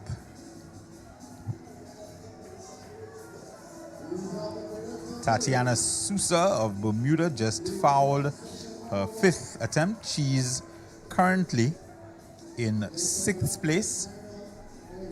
This is the 5th round of competition. Angelique Curiel, Curacao.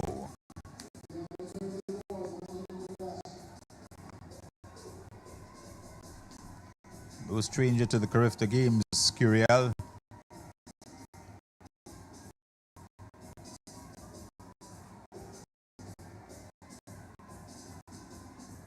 Personal best 39.24 meters, so she's not necessarily going to trouble the medalist, but looking to certainly improve on her previous bests.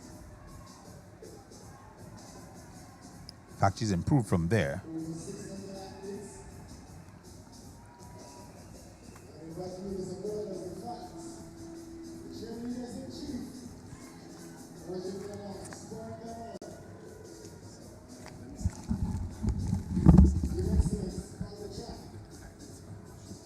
Strawn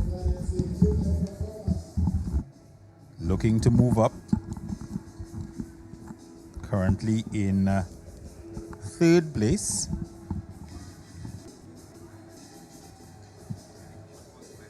Curly bronze last year. Strawn launches it, and this one will again not improve on her previous mark. Will she allow it to stand?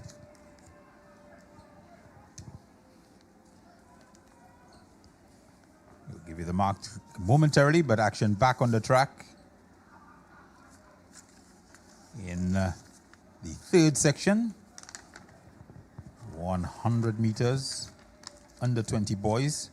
Joshua Wilson, the Bahamas. Michael Van de Veer, St. Martin. Trevon Stewart from Trinidad and Tobago. Rajon Charles, the Virgin Islands, US Virgin Islands. Shamal Donovan, his neighbor, geographically, also his neighbor in this heat, from the British Virgin Islands. Onesi Dunn from Guyana. and Ronaldo Registre from Turks and Caicos Islands.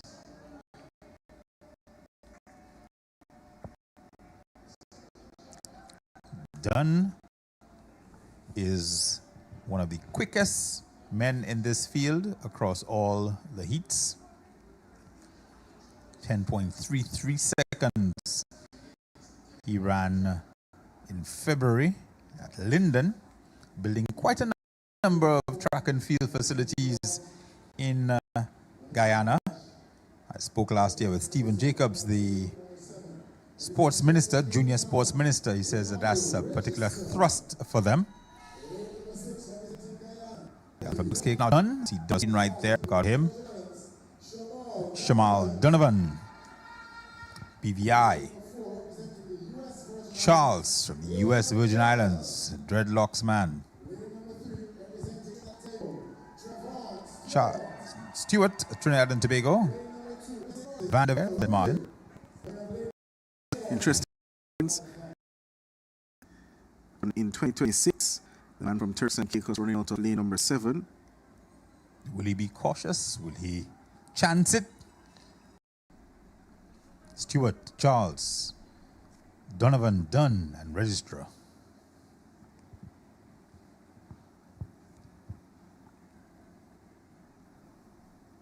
Rajan Charles not yet ready. No, he looks to settle back in the blocks.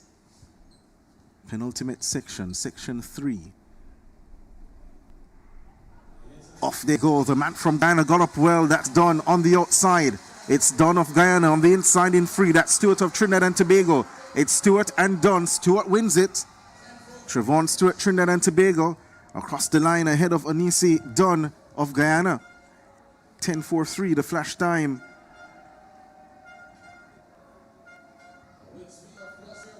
And as you go deep into the competition, the athletes know the time that they have to run in order to advance to the next round. 10:48 for Dunn, 10:44 for Stewarts.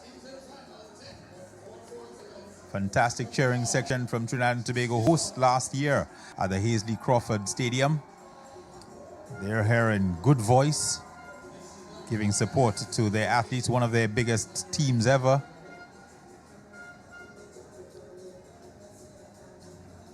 You see that man Stewart stepping up nicely, coming through to take heat number 3.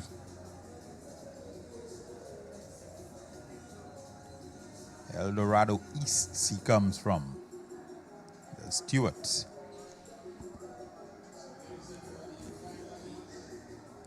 Those are the times they're coming up. Terry? Going back to the javelin throw really quickly, was an improvement for Strawn in the 5th round. She threw 44.88 meters, but insufficient to get her above the bronze medal, so she remains in bronze medal position at the moment. Curiel, who's a former silver medalist, she is now in 4th place. Nia Jews is in 5th. She's on the runway. Carifta Games. Thank you to all our sponsors, the government of Grenada, specifically the Ministry of Attends Garden City Community College. the National Lottery Society, Powerade, Pure Grenada, KFC, Ditches, That once Grenada Cooperative Bank. she won't even want to leave that on her blotter. Takes Sure, a red she'll flag. foul that one. Migration Agency of Grenada, Grenadian General Insurance Company. Has started getting involved in the combined events, but as I said, she's also a pole vaulter, so she'll be involved in the pole vault this evening here at the Kirani James. Sousa, Bermuda, heads to the runway. 174. She's currently in 6th position.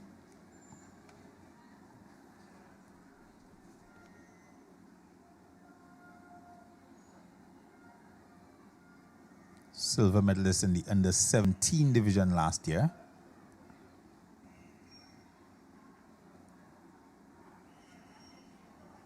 But those wins, Donald, good for the sprinters, but for the javelin throw in particular, because of the aerodynamic properties of the spear, can be a bit of a mixed blessing. We saw way back in the 2012 Olympics when we had that young man, Keyshawn Walcott, coming in and taking advantage of the conditions. The only person able to really exploit the conditions, probably used throwing in windy conditions back home, whereas the Europeans struggled mightily. But the young ladies here, not necessarily having a great time of it. And so we're seeing some mixed results here from some of them. Now we're going to go back to the track for Heat 4 of the under 20 boys 100 meters.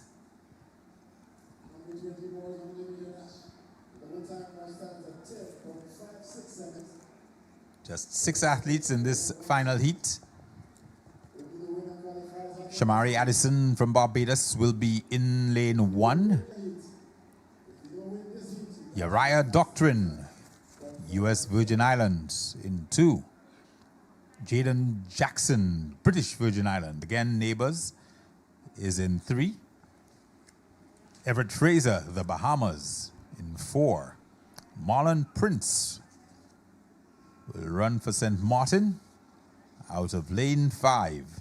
And Ian George, hometown boy, is going to be in lane 6. Final section, the 5 times or the 4 times occupying the non-automatic qualifiers, 10.48, 10.55, 10.56 and 10.67. High hopes for Ian George, one of the athletes that the hometown team will be looking to. He's a character, the Bahamian. Everett Fraser posing for the camera as he should.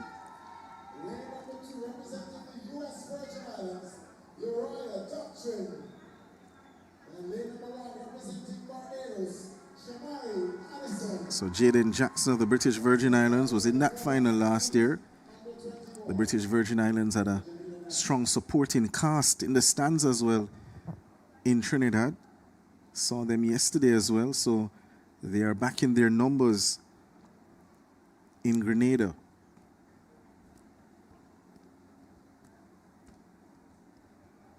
Everett Fraser, though, based on that pose, supremely confident youngster.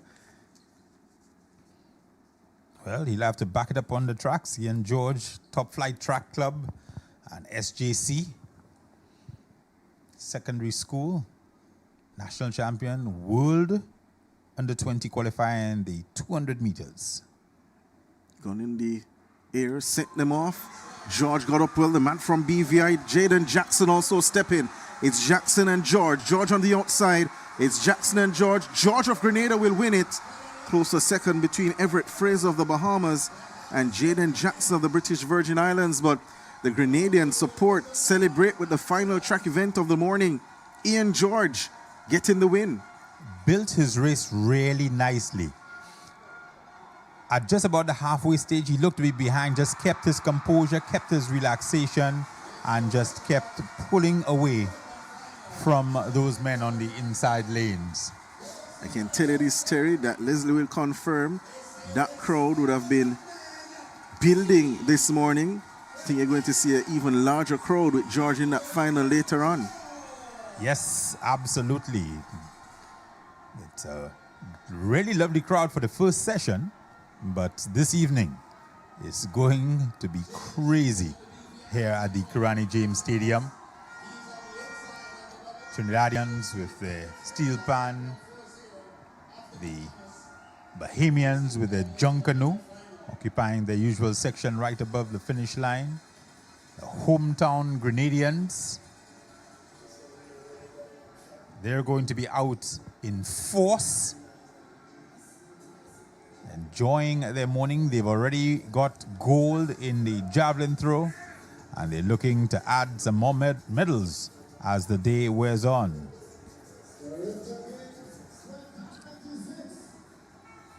Well, we're almost done and dusted with the girls' javelin throw under 20. I think we're down to one final throw.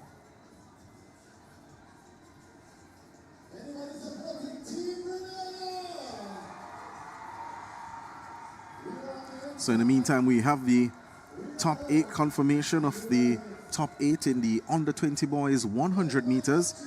Miles Utterbridge of Bermuda 10.29 tops the field.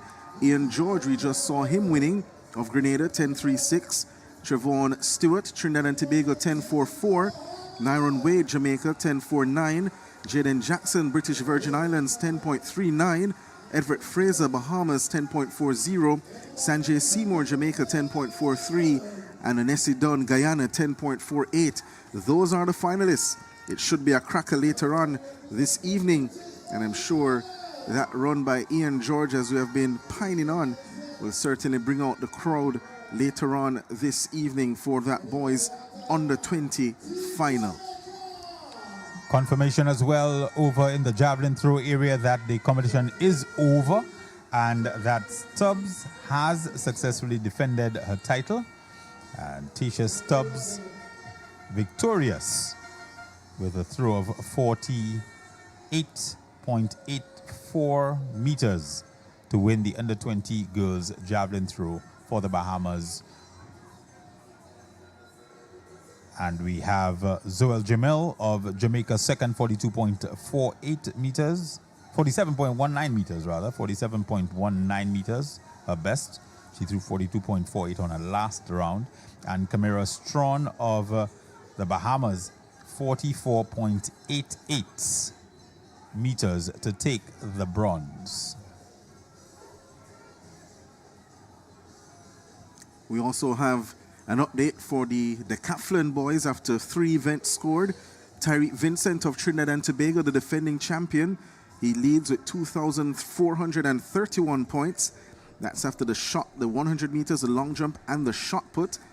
Shaheem Phillip of Grenada, the silver medalist on the octathlon last year, he has 2,298 points. So the Grenadians in with a shout in the combined events again this year.